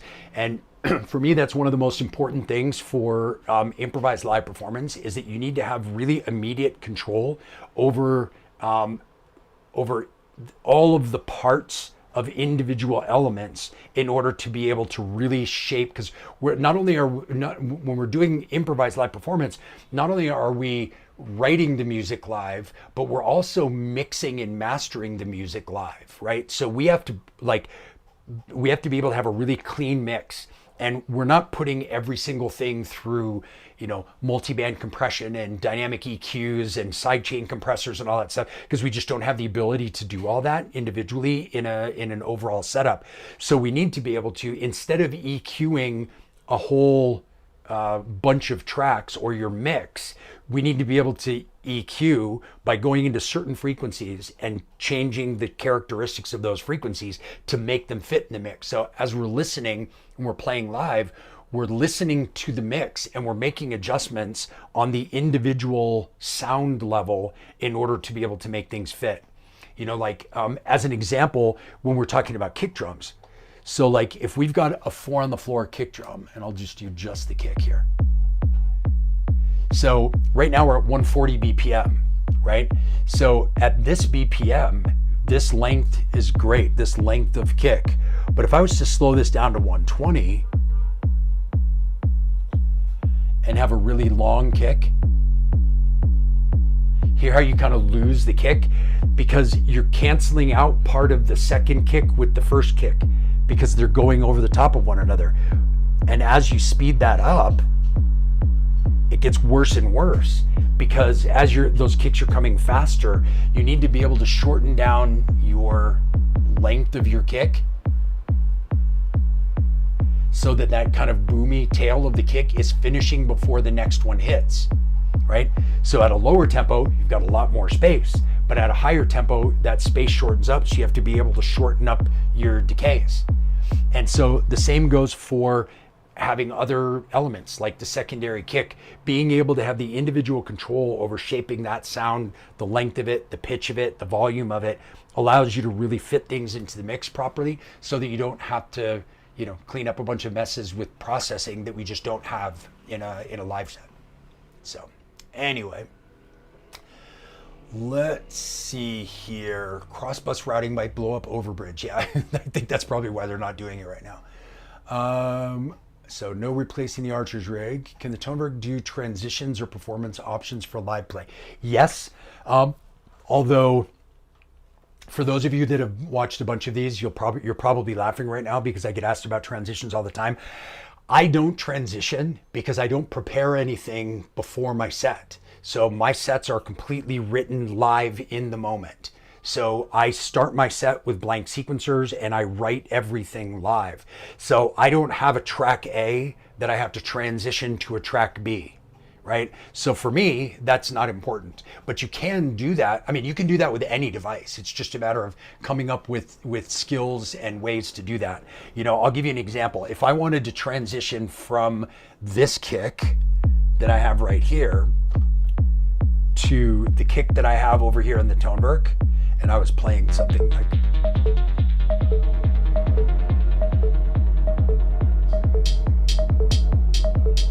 let's say that this is my context and I wanted to transition from one type of kick to another, I might do something like, I might filter out so that you don't really hear the kick, and then I might fade one kick out and another kick in, and then when I bring this filter back out, now I have a different kick. I messed up my track by adding some delay before.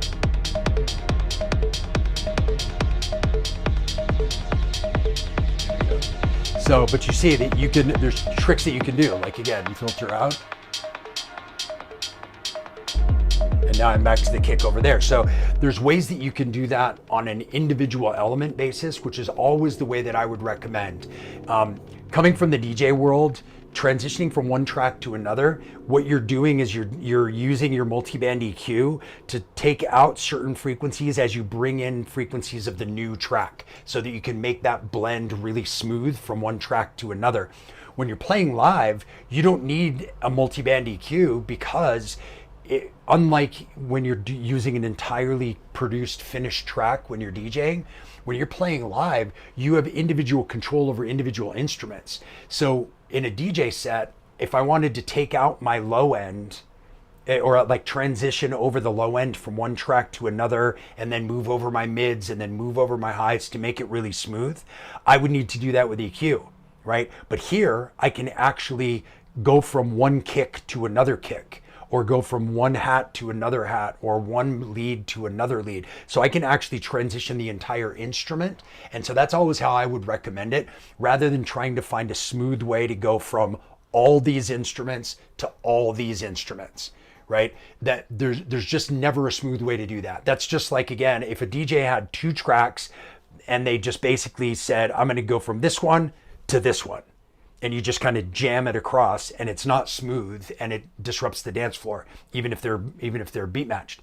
So with this, we have the ability to individually morph sounds. So that's the way that I would always kind of recommend doing that kind of stuff, and setting up your devices so that it can do that, rather than setting your device up as a production tool and then trying to shoehorn that production tool into a performance method, right? Meaning, for example, I wrote an entire track on one pattern or project of the Toneberg. Now I have to figure out how to get to an entirely other track. Or you could say, okay, within my patterns, I'm going to set up these tracks so that I can go, that I can take out track 1 and bring in track 4, and that moves me from one bass line to another bass line, right? And so I would say it's really important for transitions to kind of set things up in advance, and the more you're performing live, the less you need to transition, because the less preset your tracks are, and the less preset things are the way that they're going to sound. If that makes sense, right? And the other thing that's beautiful is if nothing is preset, nothing can be a mistake. Anything you do will just be part of the show, right? And it won't mess up something because nothing was predetermined. So I always love that part of it. Let's see. Didn't recognize the analog rhythm. Oh, the Archer's rig with the black panel. Yeah, I have black panel Archer's rig, black panel battering ram, and black panel Griffin's claws. They don't make a black panel yet for the Ballista and its expander, but as soon as they do, I will get those. I'm all about the black panels. Where are we at? Sequencing, yeah. Quick Oxy track breakdown would be greatly appreciated. Sure. I will. Yeah, so the way I have my tracks broken down in my Oxy, yes, we are in the overhead view. So track 1 for me is always a multi that's drums and percussion. So right now I'm only sequencing the Bohm, the battering ram, and the Archer's rig here. When I have my full thing set up, then I also have Percon's voice and then any other percussive elements that I want set up here in this section. Track 2 is always kind of a primary voice for me. So for a long time, that's always been the pizza. So that's what I have on track 2 right now. And that's set up as a mono voice. Track 3 is now the Ballista Blast. It used to be the BIA, but I took out the BIA to add in the Ballista. So I've got that space. Track 4, 5, 6, I actually don't have anything on right now. I don't know why that has a trigger on it. 4, 5, 6, I don't have anything on at the moment because my case is only about half patched. But that's generally where I would patch any other individual melodic voices patched as a mono voice. And then 7 is going out via MIDI to the Toneberg. And, so as I mentioned before, track 1 and 2 are drums and percussion on the Toneberg. So now this is 3, 4, 5, 6, 7, 8. So the bottom 6 tracks of this sequencer in a mono mode are the 6 kind of tonal melodic tracks of the Toneberg. So again, as I was showing you guys before, take these out. I guess I can leave that kick drum in there. So yeah, so track 3 on here.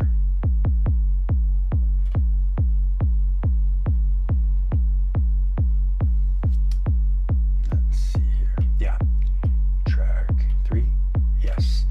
Doesn't have any triggers on it, as you can see, and this track is muted here, but if I take the mute and I unmute this track, then I will get, theoretically, oh, maybe if I bring up the volume it will help.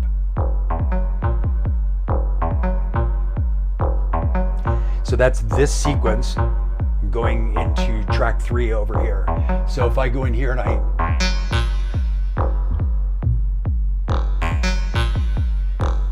if I change the pitch of these,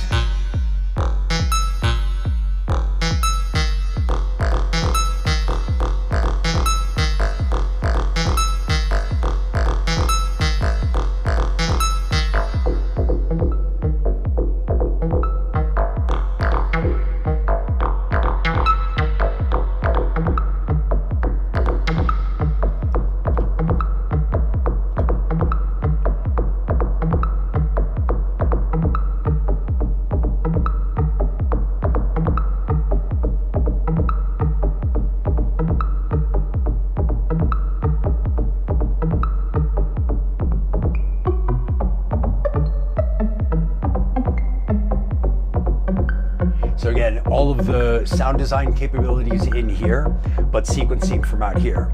And then if I want to have another sequence on this pattern, this goes back to the conversation we were just having about transitioning. If I want to transition to a different pattern on this, I can then start adding in notes over here.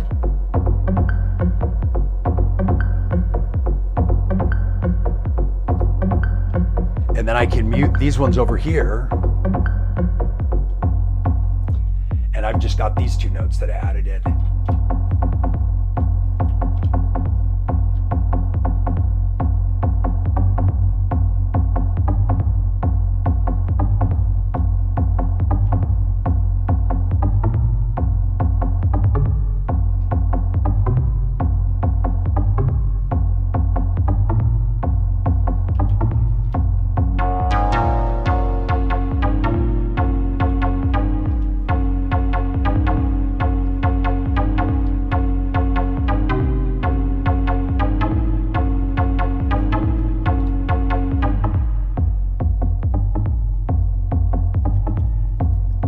And then if I want to, I can mute track 3 here, and it will only mute those steps.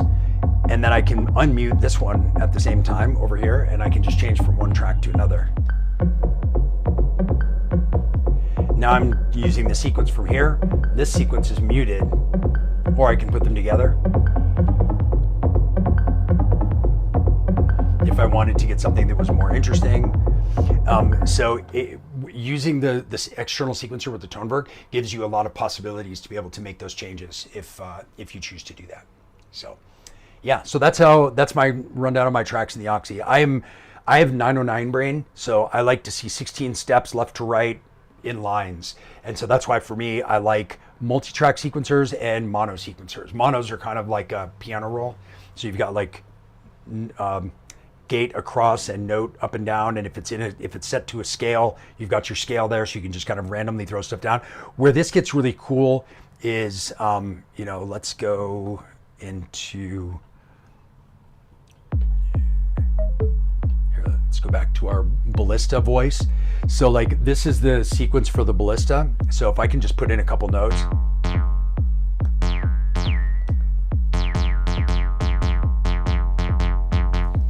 But because this is a mono voice, I know that if I like this rhythmic pattern,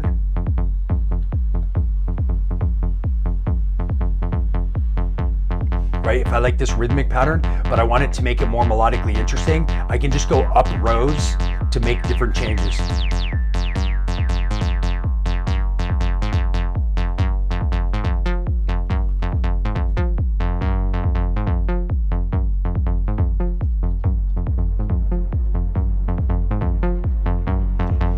Like that, you've got melody, right? Because this is already set to a scale, so I know that any note that I use vertically is going to be still in the same key. But where this all starts is putting in a rhythm that I like, just like on a single note, And then if we go back to our Archer's rig.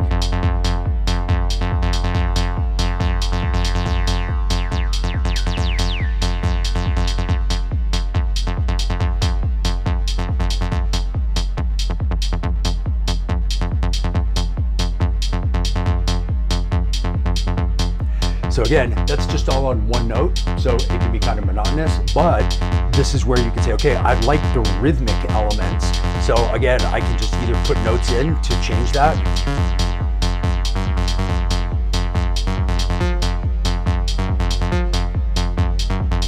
And this is something you can play live.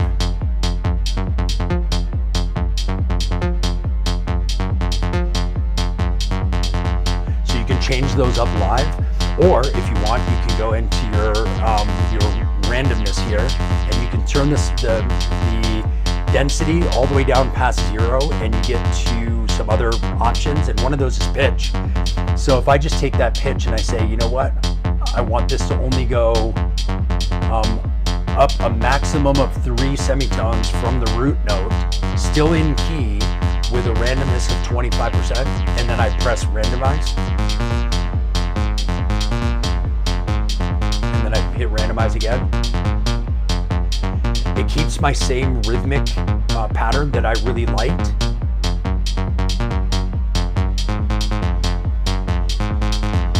And let's say I find one that I like, but there's one step that I don't like. Right over here.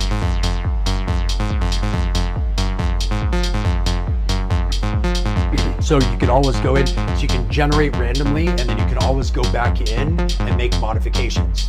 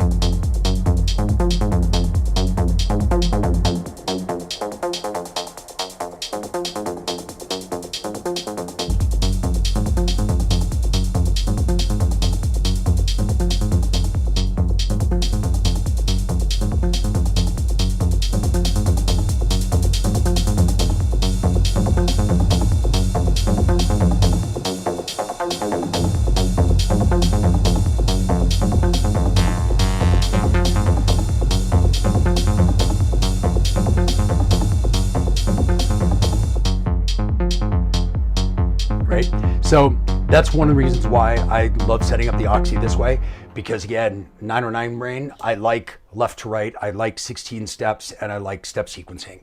So this way it gives me the ability to do those things that I can keep very clear during a performance. And if I shift from one voice to another, I just need to know which voice is which voice. And I keep notes, if you can see, probably can't see very clearly, but I'll have these labels aren't correct because I'm just changing things up, but I'll put down the name of the voice by channel on these pieces of tape, and then I'll also put which track it is in my sequencer, so that I know if I'm using this voice, I can look here and say that's the pizza and it's on track number 2. So then I can go to track 2 and I know what it is. So I'm leaving myself like little breadcrumbs for when I'm in a performance, so that I can find those things that I need to find and don't have to worry about it. Okay. All right. Tap tempo delay is a classic. Yes, it is. It is. Did you already talk about the new shock mod? Yes, I did. And it is amazing. Absolutely amazing. Blew me away. Crazy good. So much so that I want a second one in my case. Let's see, the Libra Legio is not in my case. So I took the Libra Legio out because so no heat and no Libra Legio. I have the Polydactyl Versio, which is in here right now, which is basically 3 Libra Legios in one thing. So it's like 3-band compressor limiter, which I don't use the compressor, but the limiter per channel I do. And then it has a saturator, which I always use. So that's on my main. So I will multi-band limit and saturate on my main out from this. However, when I go on my trip, this whole lower case is not coming with me because I'm going to have the new BoardBrain Exelon SL mixer, and the sound quality of that mixer is such that I don't feel like I need an output module. I may at some point, if I find space in my case, add this back in just to run through, but there's not any easy way to run through it.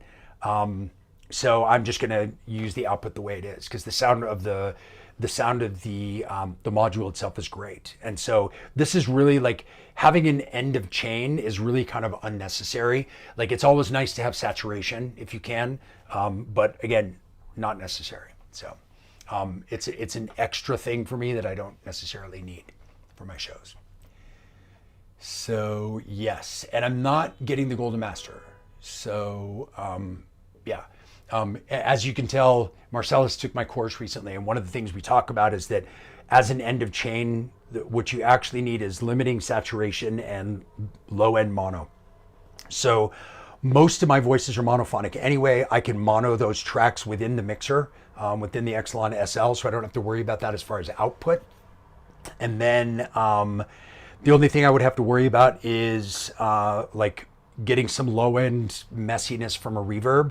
But the Desmodus Versio that I use has a tone control, so I can take the low end out of the reverb anyway, so I don't have to worry about that. So I'm not too worried about it. I shape the sounds rather than having to clean them up afterwards. And that includes mono of those sounds as well.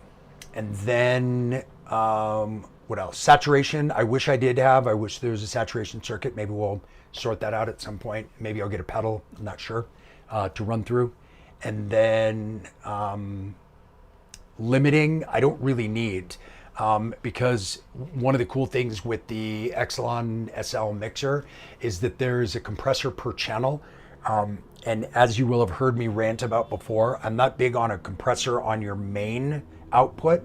I think that's a bad idea for live performance. It's decent for sometimes for production, but for live performance, it's a very bad idea to have a compressor on your main. And so the cool thing with the Exelon SL is that there's a compressor, an analog compressor per channel. And so it's very cool because you can actually tame all of those things that you would normally limit by channel, by voice, by input before it ever even gets to your main. So then all you really need to do is gain up. And there's plenty of headroom in this mixer. So being able to set those levels correctly and then gaining up on my main is all I really need to do with that mixer, because there's a compressor per channel.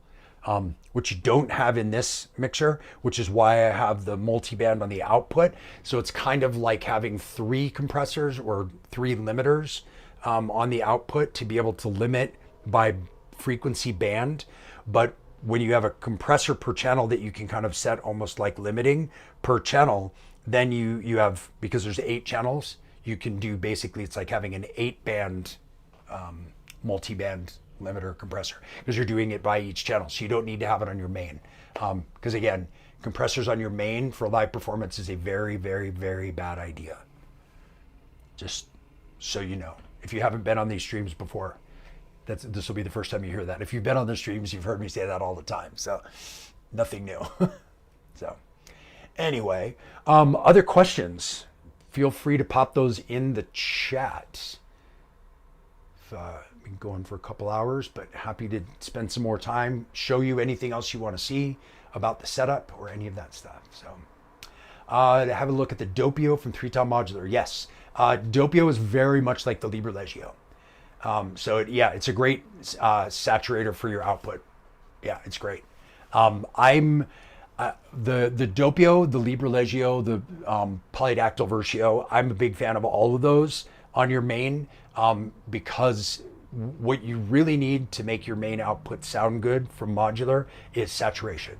Because modular outputs, modular mixes in live performance in particular, tend to sound loud but thin, because they're very clear sounding individual voices with not a lot of the space between them taken up. So your mix doesn't sound full and mastered, like finished.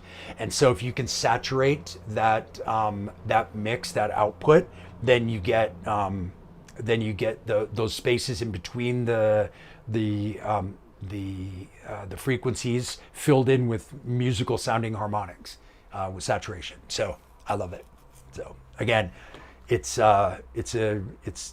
for me, it's the most important thing to have on your output is saturation and limiting if you need it, right? Yes, it is smaller. The Doppio is only 4 HP, which is cool. And the Libre Legio 6 Polydactyl is obviously 10, but it's multi-band. But yeah, the Doppio is a great option to have on your output if you need it. Again, and you may or may not need it. It depends. That's again one of the great things about this new mixer, that Exelon SL mixer, is that the things that the mixer does means that you don't need to do a bunch of things in your modular rig or in your hardware setup that you would have normally had to do. So I don't need to have saturation because I have an analog drive per channel. I don't need to have a limiter because I have a compressor per channel that I can use to limit peaks so that I can then get more headroom out of my volume. So it gives you way more control in a much smaller space for way less money if you do that within a mixer like the SL. Because here, if you're doing something on your output, it's kind of like using a machete instead of a scalpel, right? You're gonna saturate everything the same, or you're gonna limit everything or compress everything, which is why compressors on your output is a bad idea, because you're doing everything the same. When you can do it per channel, the way we have it set up in the Exelon SL, then you've got, with that analog drive circuit, that takes the place of the saturator, because you're adding harmonics using an overdrive rather than a saturator, but they do similar things, right? Distortion, overdrive, saturation have a similar impact, but in different ways. Wavefolding as well. Similar impact, but using different methods. But you can still get that same saturated sound by adding drive. And then with the compressor per channel, that takes the place of the limiter that you would have. And basically you're able to set those peaks on a per channel basis rather than one thing at the end trying to catch something that was messed up earlier on. So being able to go through a mixer like that is key, because not only does it take the place of a bunch of stuff that's in the case, but it also does a lot of things that it would be size and cost prohibitive to do in modular, or even in hardware, like with pedals, external devices, routing through different things. It becomes a mess. So this way you can kind of put it all together in one mixer. So that was part of the logic behind creating that mixer in the first place, was to be able to do that. All right, what else? What other questions do you guys have? Or what else do you want me to show that I have in my process of being in the middle of setting things up right now? So it's only like half patched and half built and half assigned and all that stuff, but I wanted to kind of get you guys into the middle of this. Yeah, and just to let you guys know a couple of other things, we do have shows coming up in Europe around Superbooth. So May 7th, our prediction cycle kind of store style multi-artist collaborative event is going to be May 7th at Mahala, Berlin. And that's going to go from 9 to 2 a.m. And then May 8th, I'll be playing at Akud, I think it's called, which is a kind of a gallery, warehousey gallery space, where I'll be playing the Raw Industries show with Snakes of Russia and Joseph Koons and Varia Aves and Alex 106 and Tomo and Analog Kitchen. I think that's all, but I might be missing one. I can't remember, but that'll be Friday, May 8th.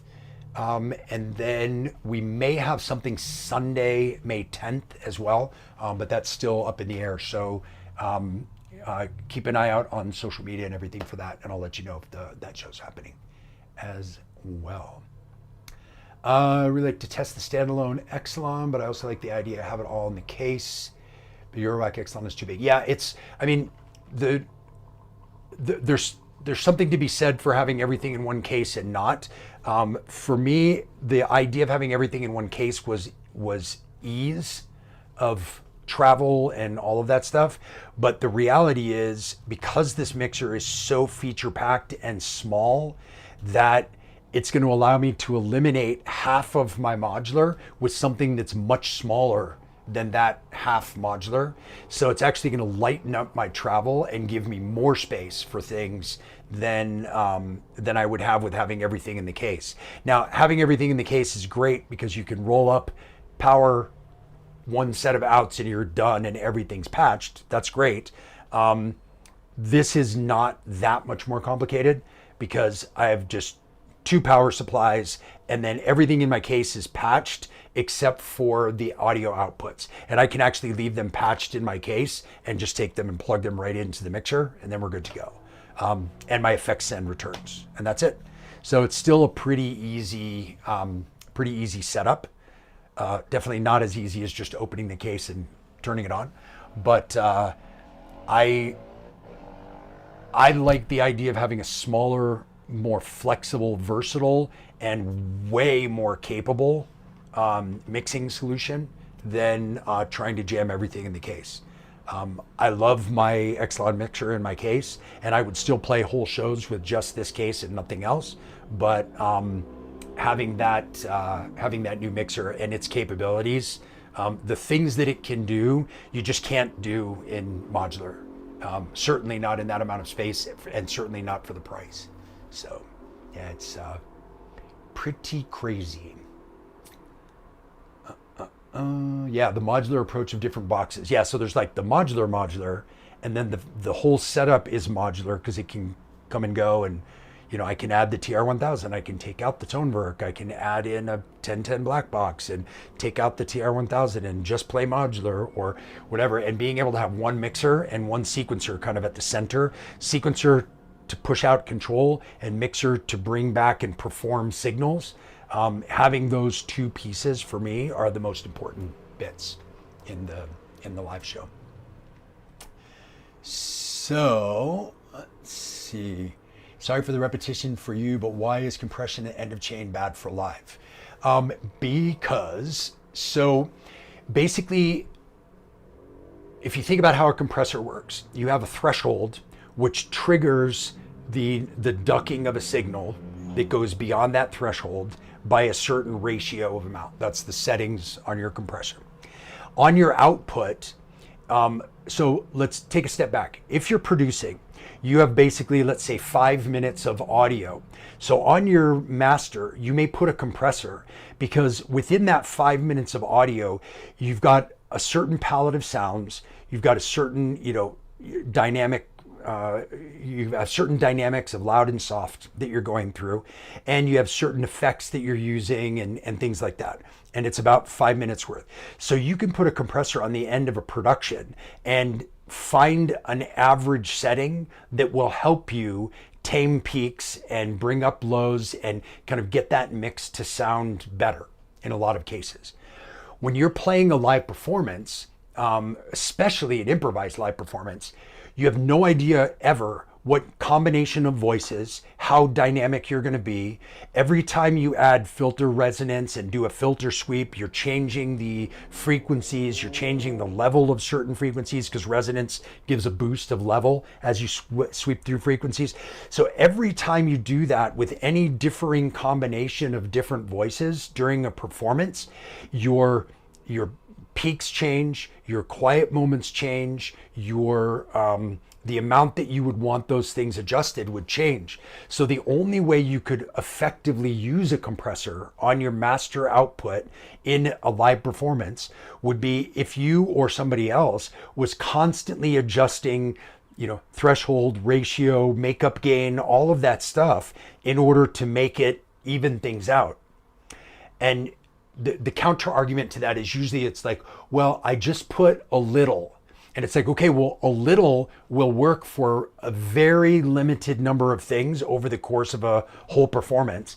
And you're probably better off just making sure that your mix is good for those few little things. Because if you use more than a little so that it's being active more often, well, then you're probably crushing things at some point so that you can catch peaks at another point. So you're probably making things sound worse as often as you're making them sound better. Right? So people want to spend, hundreds of dollars, thousands of dollars if you buy the stimming box on having some master output compressor that you're going to use so little.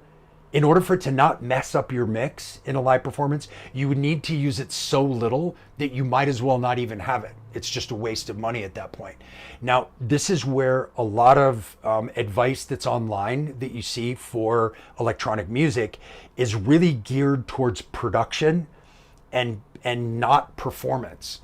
Because in production, having a master bus compressor makes sense. Again, because you're only dealing with 5 minutes of audio. So you can find that middle ground, you can find those moments where it's really important. And if you're doing it in a DAW, you can adjust during those and build in automation and have it really work well for you. But in a live performance, live performances are so dynamic not just in dynamic range, but they're dynamic with like bigs, major changes to lows and all sorts of things that there's no way to have a real compressor setting that would be effective. So in the end, it's just a waste of money. Or if you're not wasting the money so that you're actually using it, it's probably making your mix sound worse as often as it's making it sound better. So like with my students, one of the first things I tell them is if you have a compressor on your main for live performance, take it off and learn how to mix, learn how to adjust your mix and choose sounds and volume level mix and perform your performance in such a way that you don't need something expensive at the end to catch mistakes that you've made. And it's not that complicated actually to do all of those first things. It's way easier to do it right at the beginning than it is to try to fix it at the end, right? So that's the long soapbox about why having a compressor in your main is a bad idea, because it's either a waste of money or it's making your mix sound worse as often as it's making it sound better. And most often it's not changing anything. So then you're just wasting money. So that's it. Let's see. Raw Industries Berlin, Superbooth. Yes. Snakes of Russia, Tomo, Varia Aves, Joseph Kunz, Alex 106. Yep, that's it. There we go. What case is that? This is the Morph Modular case, which is a 14U84. And I can't close it all the way because I have these outputs here, but this top part folds down and it closes up and has a handle. You can put it in a case, or it also fits inside a rolling carry-on so that I can take it carry-on for travel. So that's what case that is. What else? Any other questions, comments, anything else you'd like me to show, explain? Wow, I think my image is getting all blown out here because it's so sunny.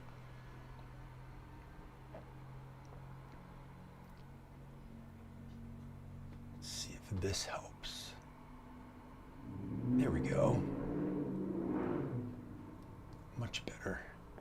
Now you can see things a little better. Sorry for that. I didn't notice. As the sun starts coming in the window, it blows out all of the visuals here. But yeah, so now you can see things better. Apologize for that. What else? What other questions do you guys have? Switch up views here. So again, this is more or less, this is turning into my live setup for the shows that I have coming up the end of this month in the US and then in May in Europe. But basically this lower case is not going to be here. This is going to be the Exelon SL standalone mixer.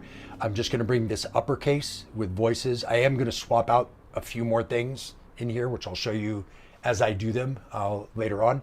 And so it'll be this, the new mixer, Oxy 1, Toneberg with the drop controlling it.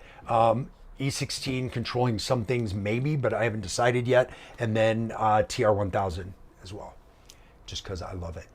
So that is that. Any gig plans in Spain? Trying right now. I have a couple in the works in May, like late May, early June, but still not 100% certain. But as soon as I have certain dates, I will definitely post information on my socials for everyone to see.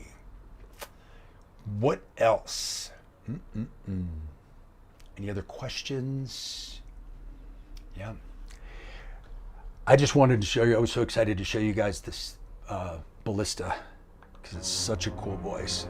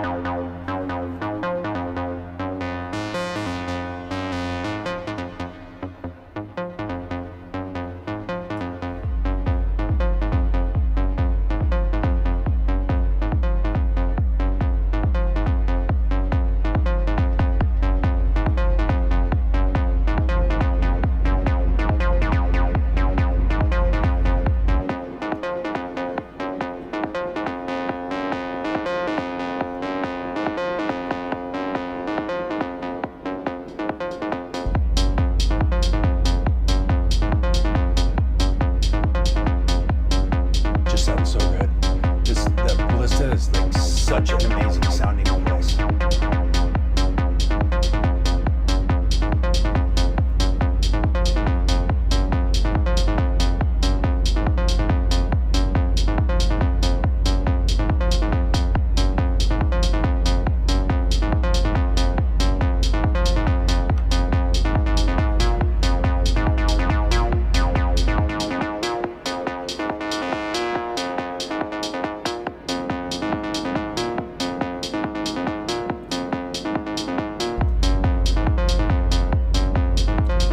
It's another way that I love to use the Oxy, by the way, using the random generator, and then you've got undo and redo.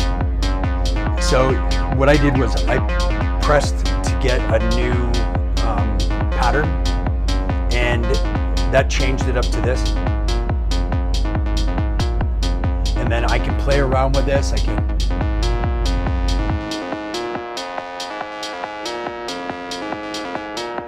And then when I want to drop back in, I can just do undo and go back to my old pattern.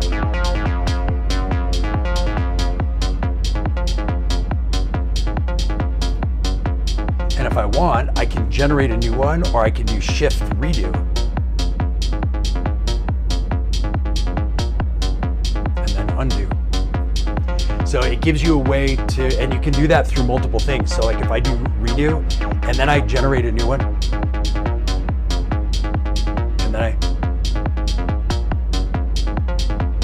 so you can do, on the fly, you can come up with different sections of a track. So if you wanted to do like A section, B section, you can do that really easily by doing an A section, randomly generating a B section, and then undoing back to the A section, right? So it's a really easy, dynamic way to do that with the Oxy One, and it's one of my favorite ways to play the sequencer.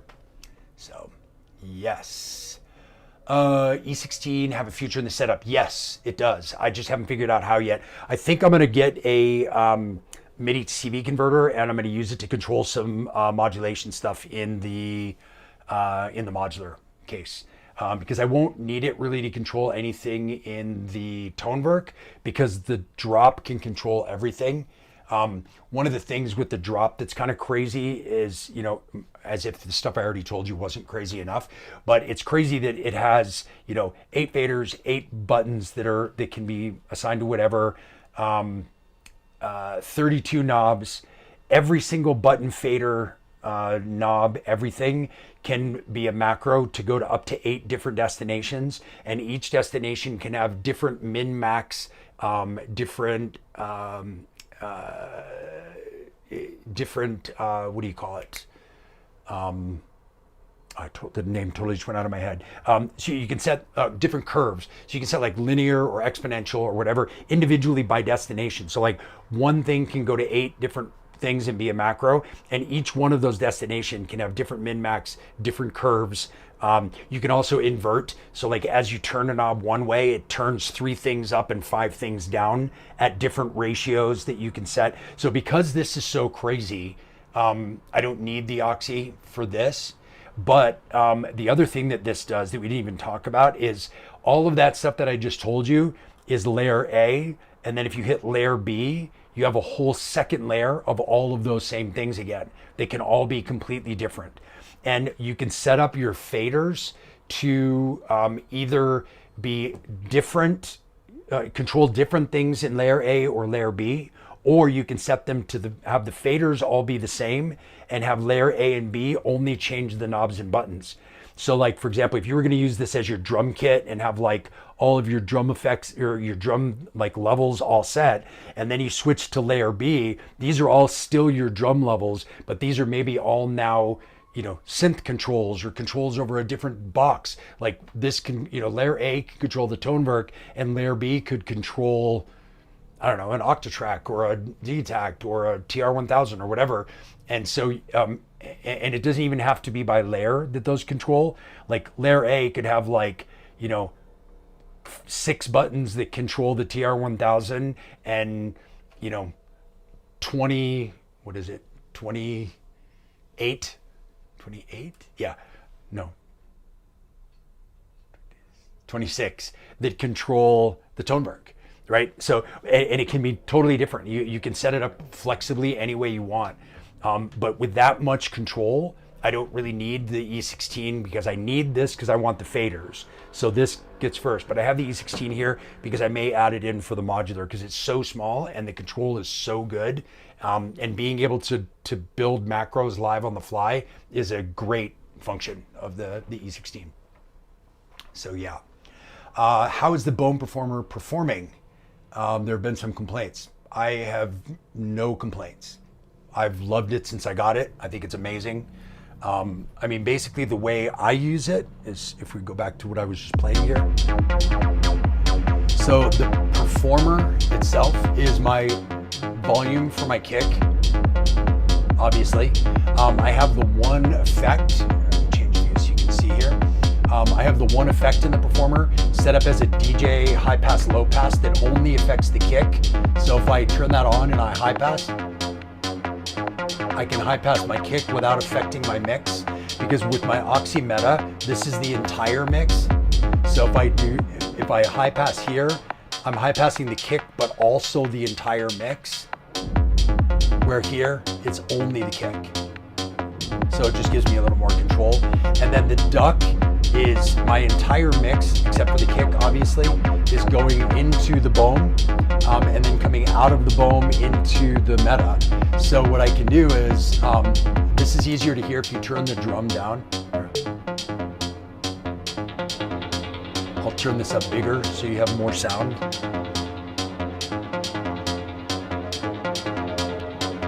So you have this kind of big wash. The duck is set up as a side chain that goes to the kick.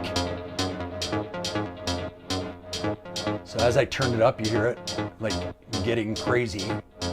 That's like maximum. But then you can turn that down and have it just be subtle. And then you can bring in the kick.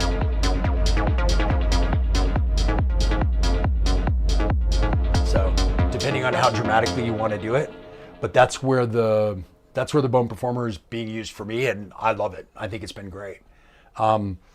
Interesting though, with the Exelon SL mixer, the Bohm is no longer going to be my side chain. So I was almost going to take the Performer out because I didn't need it, but I actually came up with another idea, since I don't need my kick to be side chained, because the Exelon SL has an assignable side chain. So you can assign any tracks, and then it has a duck knob basically like this. The same as here, but you have a lot more control over the compressor and it sounds really good. So because of that, I won't need the Performer, but what I'm going to do with the Bohm is instead of running it into a channel in the SL, because I don't need it to be side chained or any of that other stuff, I'm just going to actually run it into one of the returns for one of the insert effects, and then use the volume fader on the Bohm for the volume, just like I do anyway in this version of it. So that way it frees up a track in the mixer so I can use the tracks for other stuff. So yeah, it's the inputs from the two stereo inserts and the two stereo effect sends. If you're not sending something out them, you can just use the input as an additional input. And there's a gain trim knob on that input level, which is great. So yeah, that's how I'm going to be doing that. Let's see, what effect sends are you using with the new Exelon mixer and the new setup? So I'm going to still use this same case. And so my two sends are going to be the same as my two sends here, more or less. Desmodus Versio is going to be my FX1. And FX2, here I'm using the Ghost, but I'm going to swap out the Ghost to try out the Cosmic Debris from WMD. So I'll be getting that right before my next show, and that's going to be swapped out in there. So that's going to be my two effect sends. The cool thing with the Exelon mixer, the SL, is that both Effect 1 and Effect 2 are pre-fader, or can be pre-fader. So with these ones, only Effects 1 can be pre-fader. And I love using pre-fader effects. Like, it's one of my favorite things. If I was to take, for example, like, I love to start shows like this, where I don't bring any of the sounds in, but I start to bring in just full wet reverbs.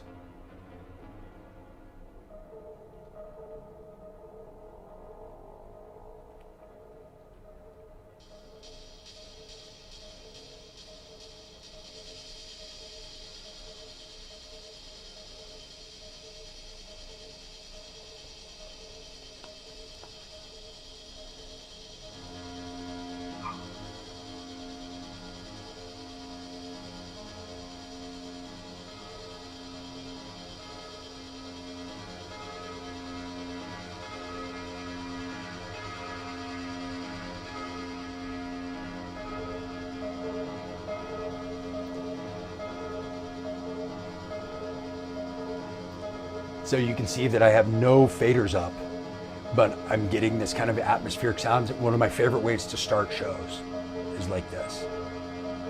So this way I can get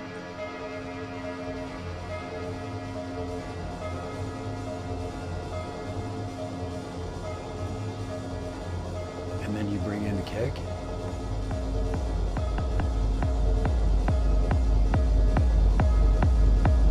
And still nothing up.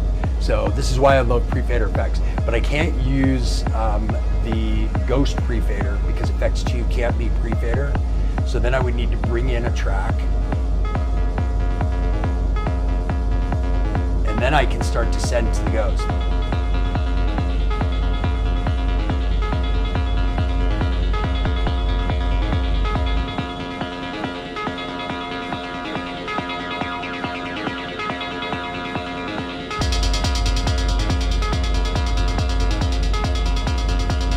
Right, but you can only do that that delay send post fader, so the fader has to be up.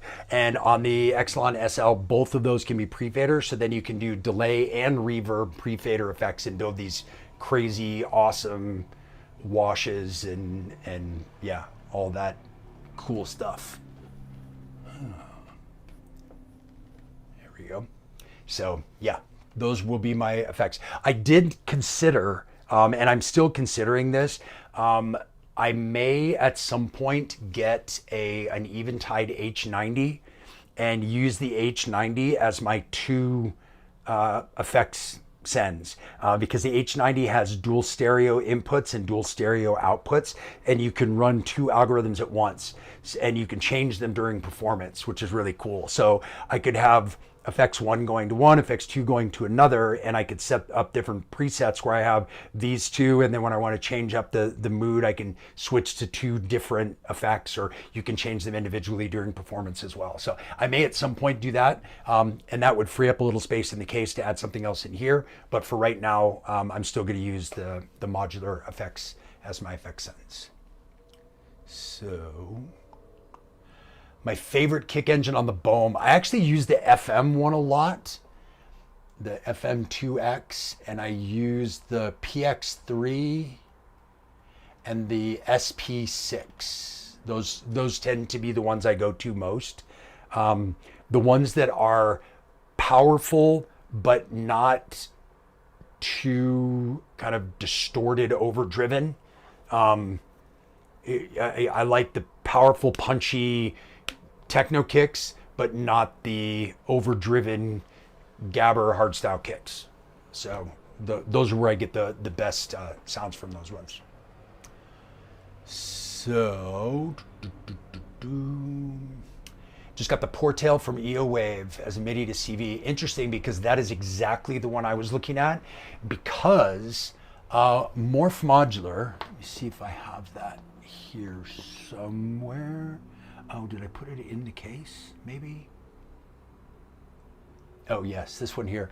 So Morph Modular has this unit docker, which is for switching regular 3U modules to 1U by turning them on their side. And most of those only go up to 4 HP, and then there's like a little space left over. They built this one so that it fits 5 HP, and the Portail is 5 HP. So my idea was to get one of those and put it in here sideways, so that it would save me some space, but it was a great use for my 1U row because I don't have any good 1U stuff. So anyway, Portail looks very interesting, but I haven't got it yet. Let's see, looking seriously at the desktop version of the mixer, is it going to be mass produced? I don't know what you mean by mass produced. It will be broadly available, if that's what you mean by mass produced. They will still be made by hand in Richmond, Virginia, in the US. All the components obviously come from China, like everything else does, and then they're hand soldered and hand assembled in Virginia. So it won't be mass produced like in a factory on an assembly line, but it will be mass produced in that they will be widely available. As they will sell as many of them as they can sell. It's not going to be a little boutique thing that we make like 10 and then nobody can get them and whatever. The idea is to have them in Toneberg and Perfect Circuit and Sweetwater and Schneider's Laden and everywhere. So yeah, they'll be widely available.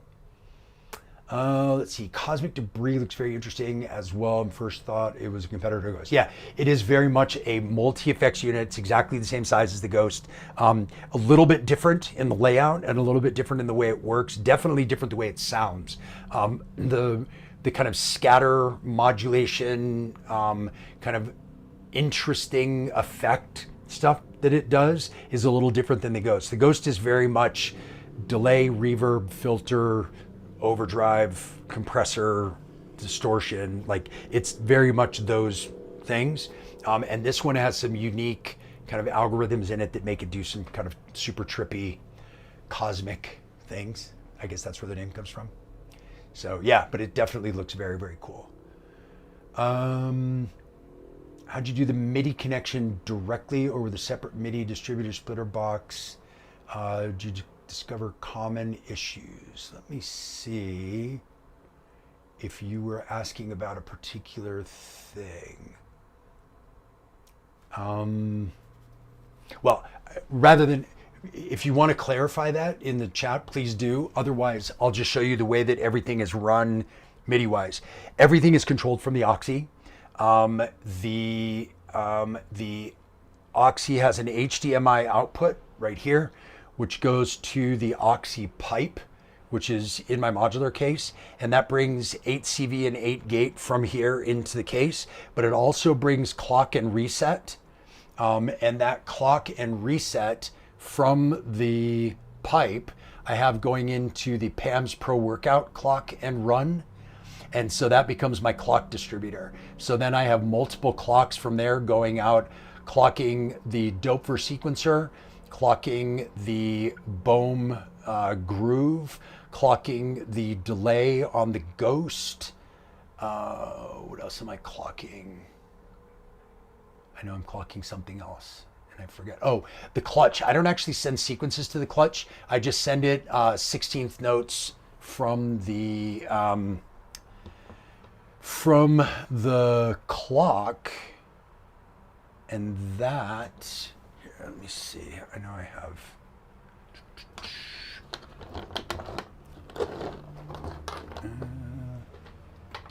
I've got some patch cables here just so I can patch that. I didn't have the clutch output patched, but I'll go ahead and patch that now so you can hear it. So basically, what I do, take off all my.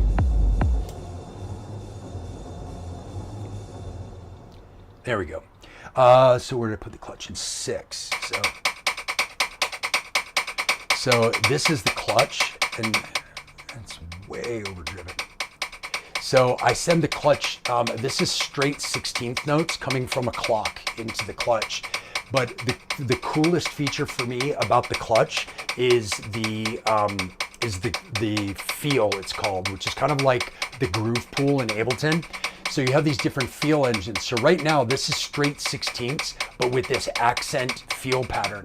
And that's what I love the clutch for, is for creating groovy percussion just from 16th notes. And so like if you add a kick to this,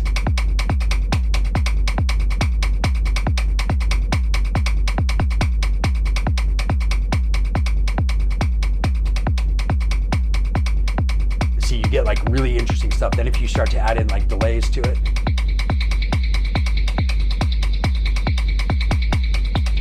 And then what's cool with the clutch is that you can load in your own samples. So I loaded in a bunch of percussion samples instead of hats. So I don't really use it as a hat. So.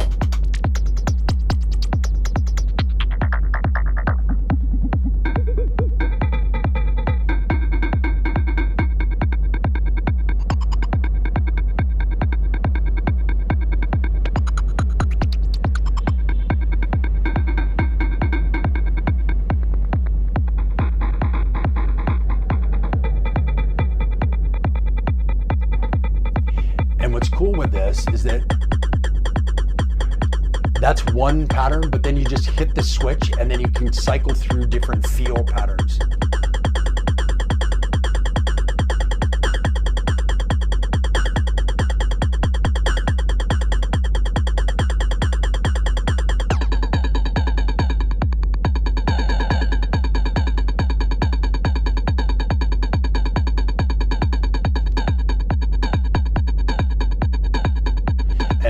change the input at all. This is still just straight 16th notes.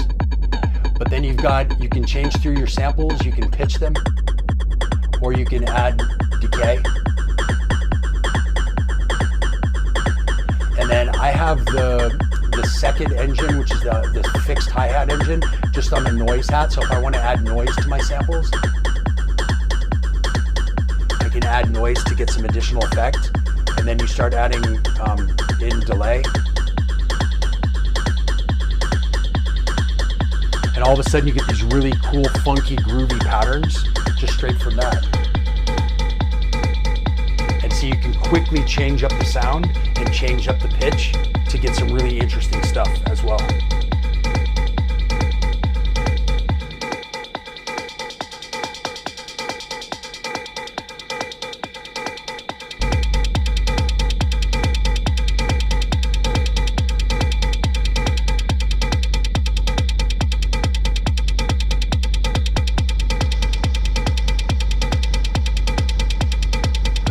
So you just get a lot of interesting stuff out of the clutch, and so that's where that clock's going. So anyway, a little off topic because you were asking me about MIDI. So first of all, that's how all the CV is getting in here, including CV clock.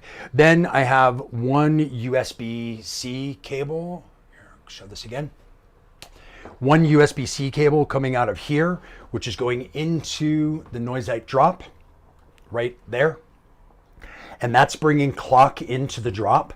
And then the drop has the ability to split the clock into multiple outputs. So there's 4 MIDI and 2 CV outs from here, as well as 4 MIDI ins. So what I'm doing then is I'm then going out from the drop via MIDI into the Toneberg. And then within the drop, I'm merging my pitch and gate information from the Oxy that's coming in via USB with my CC information, like fader control, that's coming from within the drop. There's a MIDI merger built into this, multiple MIDI mergers actually. So I can merge those signals and then direct those out this particular output to go out to the Toneberg. So that way the Toneberg gets pitch from here and gate from here and CC from here and clock from here. And the clock is going through that same connection as well. So that way this clocks the drop and the Toneberg, but through the drop and through merging those signals, if that makes sense. So it's a very simple MIDI path because it's one USB cable into here and one MIDI cable into here. And then all the complicated stuff takes place inside the drop. And that's where I do the MIDI merging, and I can take out different channels, and I can filter MIDI signals. I could split the MIDI signals to go out to different outputs. So if I had other boxes, so if I had another synth or electron box or whatever, I could have that go out a separate MIDI out, and then I could direct, you know, one channel from here through this to go out to that box, while 3 channels from here went through this out to the Toneberg. So all of that is going on inside the drop, and all of that is saved in here rather than being saved in the destination device. If that makes sense, okay? So that is MIDI path.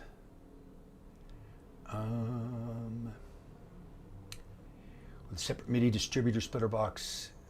Yeah, so this is why with everything going in through the drop, because it has such complex merging and splitting and filtering capabilities for MIDI, it allows you to do all of that stuff just in one box. So, yeah. My favorite. I'm going to change my exposure here to, there we go. So much sunlight. All right, so let's see what else do we have here. Yeah, you don't need the Kenton box if you have the drop. This has basically 4 Kenton mergers and 4 Kenton dividers all inside this box. The other thing that this has, and I have to give these guys a shout out, Thomas at Noisite is a genius, and I wish more people were smart enough to do this. One of the things this has, let me see if I can tip it up to show you guys all the inputs on the back. There's a couple of really smart things, but every in-out MIDI pair has a switch to switch between MIDI A and MIDI, like TRS A and TRS B, right? Which I wish more people did, so you don't have to change up and use different converters and all that stuff, which is great. The other thing that's very smart is all of the writing on the back of this is upside down, because you're almost always patching these in a live performance, like before a show, by looking over them from the top, so you can read them from the front side on the back. You're never looking at it from the back. So by flipping these, it becomes way more usable for the way you would exactly use it in a live performance. So shout out to Thomas at Noisite. You're a genius and your gear is amazing. So yeah. Why does the clutch sound like a dolphin? So I don't use the clutch as a hi-hat machine, and I never have. From the time I got it, actually, even before I got it, I was playing around with Alex's from WMD before I got one, and I was like, he said you can load your own samples, and I was like, oh, well, then I don't need a hi-hat module because I love the Archer's rig, but what I need is a percussion module that has immediacy and groove. So I just loaded in a bunch of percussion samples. So that's why everything that you're getting here, so I can change between.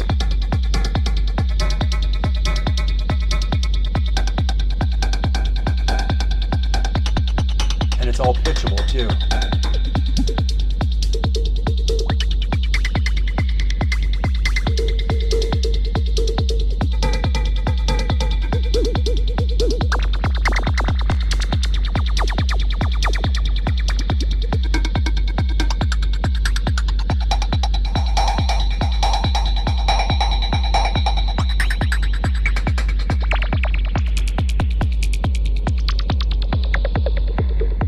So one of the coolest things about the clutch is that you can load in all your own samples. And that's just one bank. You have 8 different banks of 8 samples that you can load in.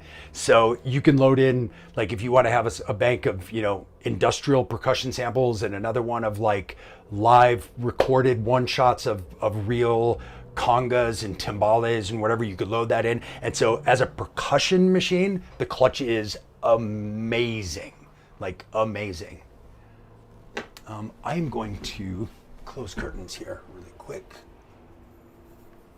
Yeah, there we go. Get you guys a better view without a bunch of sun glare. There we go. Yeah, so that's why it sounds like a dolphin, if that makes sense. Where are we at? Drop is incredible for all the MIDI routing possibilities. Have you talked with the timed drop features? I don't know if that's something that I'll use. I may find myself using it, but that's not, again, like as I mentioned before with the Toneberg, and I mentioned about the Octatrack and a bunch of things, just because something can do something, it doesn't mean you need to. I like this because because everything can be a macro, because you have 2 different layers, which gives you 16 faders and 64 knobs and 16 buttons that are all assignable, and every single one of them can be a macro. That's why I like the drop. And for all of the MIDI, CV, and USB routing that you can do, and that you can save all of your devices and routing and everything inside the machine. So then when you're building something new, everything's already built inside there. Those are the things I love. Now, saving presets and morphing between presets and using the drop functionality, that's super cool, but I don't know that I'll use it. I might at some point. I might go, wow, it would be cool to go from this pattern to this pattern. Sweet, I'll do that. But because I don't prepare anything, I don't see myself using that a lot, but I may. I may set up a pattern live and then save another setting live and then switch back, and move around between those things. That's a possibility. But I don't know, maybe not, who knows? But again, just because it can doesn't mean I have to. What else? Greetings from Iceland. Somebody else, there's 2 from Iceland on here now, at least. Herbie, what is the difference between MIDI type A and type B? Are there certain instruments? Yeah, that's the problem, is that these little connectors, one. These little connectors like this, are either type A or type B. Some devices use type A, like, I can't remember which one uses which, but like 1010, this is a 1010 one that comes from a black box or a blue box, is not the same as the one that Oxy uses for the E16 and the Oxy One, right? So if you have different connectors, you may not be able to use them one with the other. When you have a switch, then you don't have to worry about the connection, right? You can switch the output or the input to match whatever you need it to match. So then you don't need a converter, which is amazing. Yeah, an amazing thing that I wish more people did. That's cool. Oh, I think you're talking about the dolphin sounds when you said that's cool. Yeah, I mean, the clutch for me is, I was actually talking to William at WMD, and I asked him, I was like, hey, could you just make a feel module that's basically just a programmable accent module that you could send to anything and send like, or have anything go through and have accents hit, and it would just be amazing. But with this, it's all built in. So for percussion, which is when I would use it most, I absolutely love it. Originally, it was set up to accent hi-hats because it's supposed to be a hi-hat module. But the way it works with regular percussion is even better. Like, it's just like, it blows me away. So, yep.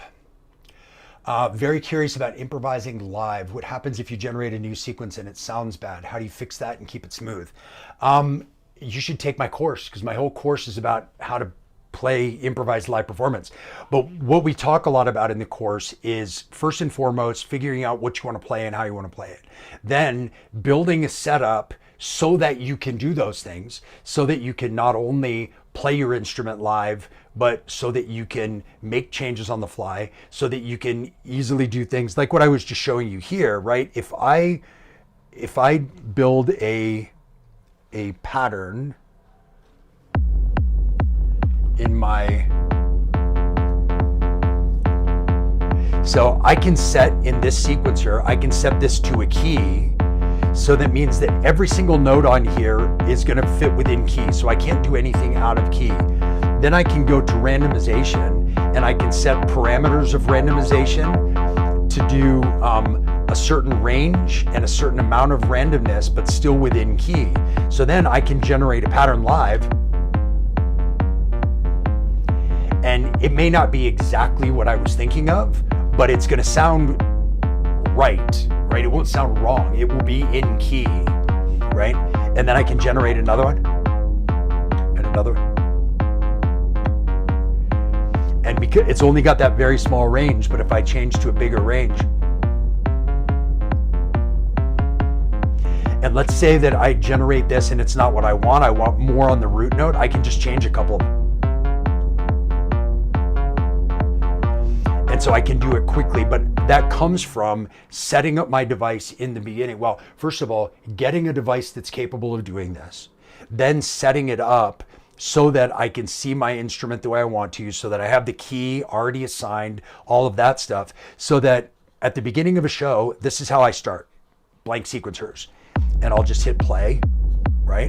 And I've got nothing going there. So I can, if I want, I can set a pattern, right? And have that be the beginning of my thing. And then I can generate random, right? Or if I want to, I can totally generate a pattern from scratch.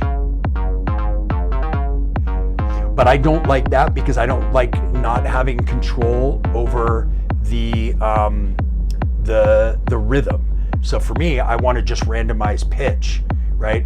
So I can go in here and I can do what I did before and just do a gate pattern on one row, right? Or if I want, I can generate gate and rhythm by doing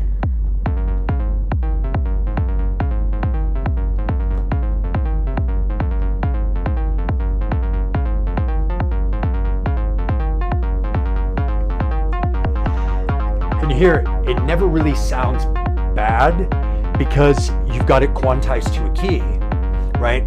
And so having a device that can do that, and having it set up in a way that can do that is one thing. Then when you're talking about things like modular voices or something like the Toneberg or other synthesizers, having things that not only are they made to dial in quickly on the fly while you're performing, that they have really good sweet spots rather than things that take a lot of time to dial in and finding a good spot. Those are all really important. Having immediate controls so that if a sound is kind of off, you can get it back in really quickly. And the last part about it is the part that there's no shortcut to, which is you have to practice a ton in order to be able to really know your gear, to be able to know what it will do, right? So like even for example with the Ballista Blast, this new voice that I just got, I can look at this voice and I can say, okay, if I have the pitch here, I know it's going to be relatively low, decay short, filter down, resonance up, and I'll be on the sub mode, so I'm going to blend in some sub. So I know more or less what that's going to sound like because I've played with it a lot to the point where I know what it's going to do. So this is going to be a relatively subby, filtered down, short decay, lower pitch sound, right? So now if I delete this and I go in and I just generate a random thing like this on that voice, listen, and it will be a relatively lower pitched, filtered down, short decay, dual oscillator, one being a sub and one being a main, right?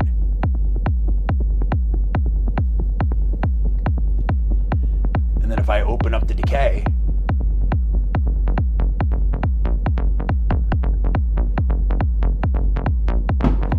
right, it is just what I said it was going to be, right?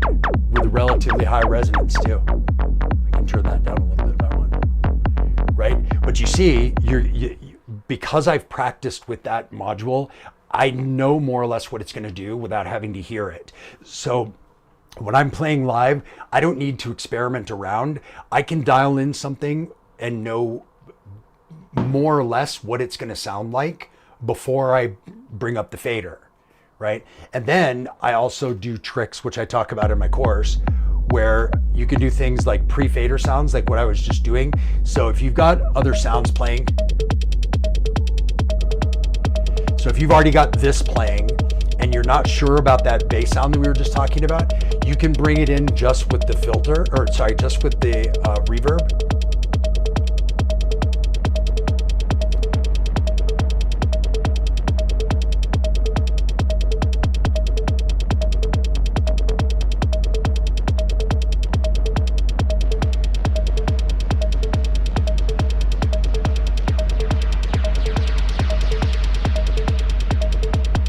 Kind of hear it in there, and then you can bring it in.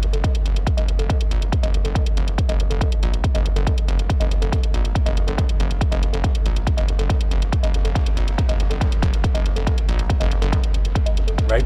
So there's different ways to do it, but the question you asked was, how do you, if you bring in something and it's not what you want to hear, how do you change it quickly and it doesn't sound bad? The first way to do it is to not do it in the first place by knowing your gear well enough to know and putting things like quantized to key and having those sort of guardrails. And then the second part is knowing your gear well enough so that if something goes weird, you can quickly modify it and quickly change it, and you know exactly what to reach for, and you're not like kind of fumbling around looking for things. And that's another reason why one of the things we talk a lot about in my course is how to set up your gear so that you can find things, right? So when I set up, like, for example, a bunch of different patterns or a bunch of different kits of sounds on the Toneberg, I set them all up the same way, right? So 1 and 2 are always going to be low end, high end percussion, and then 3 to 8 are always going to be tonal things from lowest frequency to highest frequency. So that if I need something mid frequency, I can just go to track 6. I know that's exactly what it's going to be there. I may not know exactly what the sound is, but I know it's going to be the right frequency to fit into my mix. So I always organize things in a certain way so that I can find them.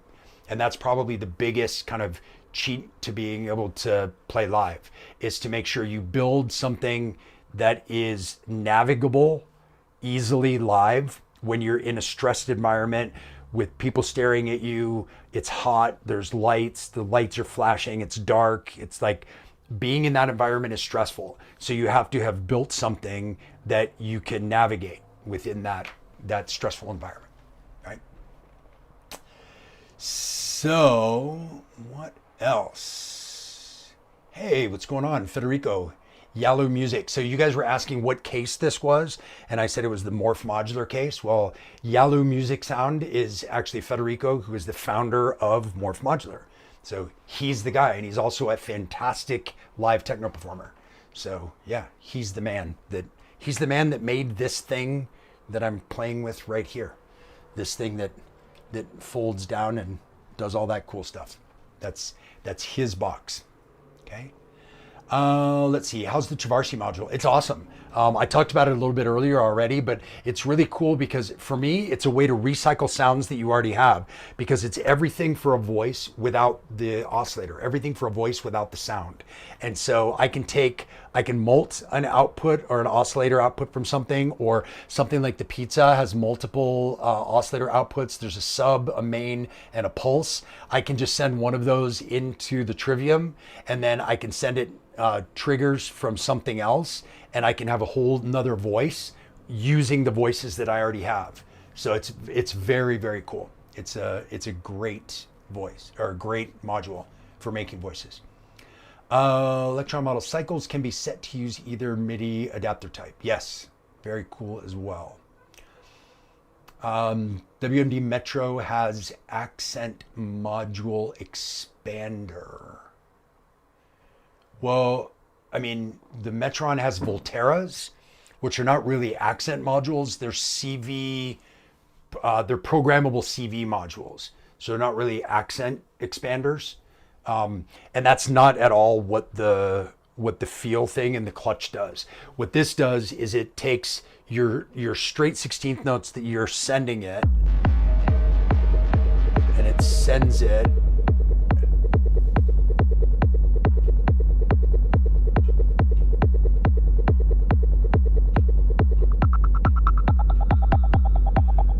sends them different rhythms of accents.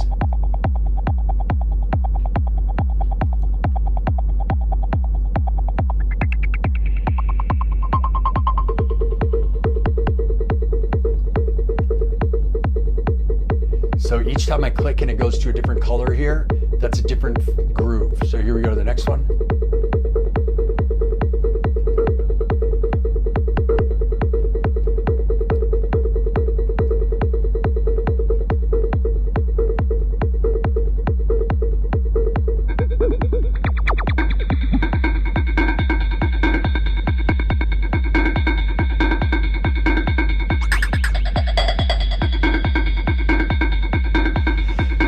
So it's sending it different grooves, and the cool thing with this is that you can build your own for this, and then you can just easily switch between them, or you can use the preset ones that are already built into this. With the Volterras, you have a way to, using a knob, send different CV, and you can program in different CV levels, but you can't have like a set pattern that you always save and then you always come back to. That's what's different with that. So that's the different thing with the Volterras. If the Volterra is the expander that you're talking about, I think. Let's see.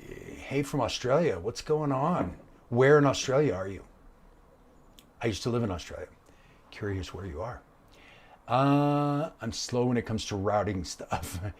Yeah, I mean, routing that's kind of where you get a lot of the flexibility with a lot of these machines, and it can be the part that breaks your brain when you're like, how do I want to send this, and where do I want to send this, and what do I want to control what, and whatever. So yeah, sometimes thinking through that and writing down exactly what you want to use can be very helpful. Man, now I want one of them. Is that you're talking about the clutch? Yeah, the clutch is awesome. It's like instant groove machine. That's what's so cool about it, is that it's just like, it's like a great groove generator. And you can do it with like super short sounds that just go like, Here, I'll take off the effect.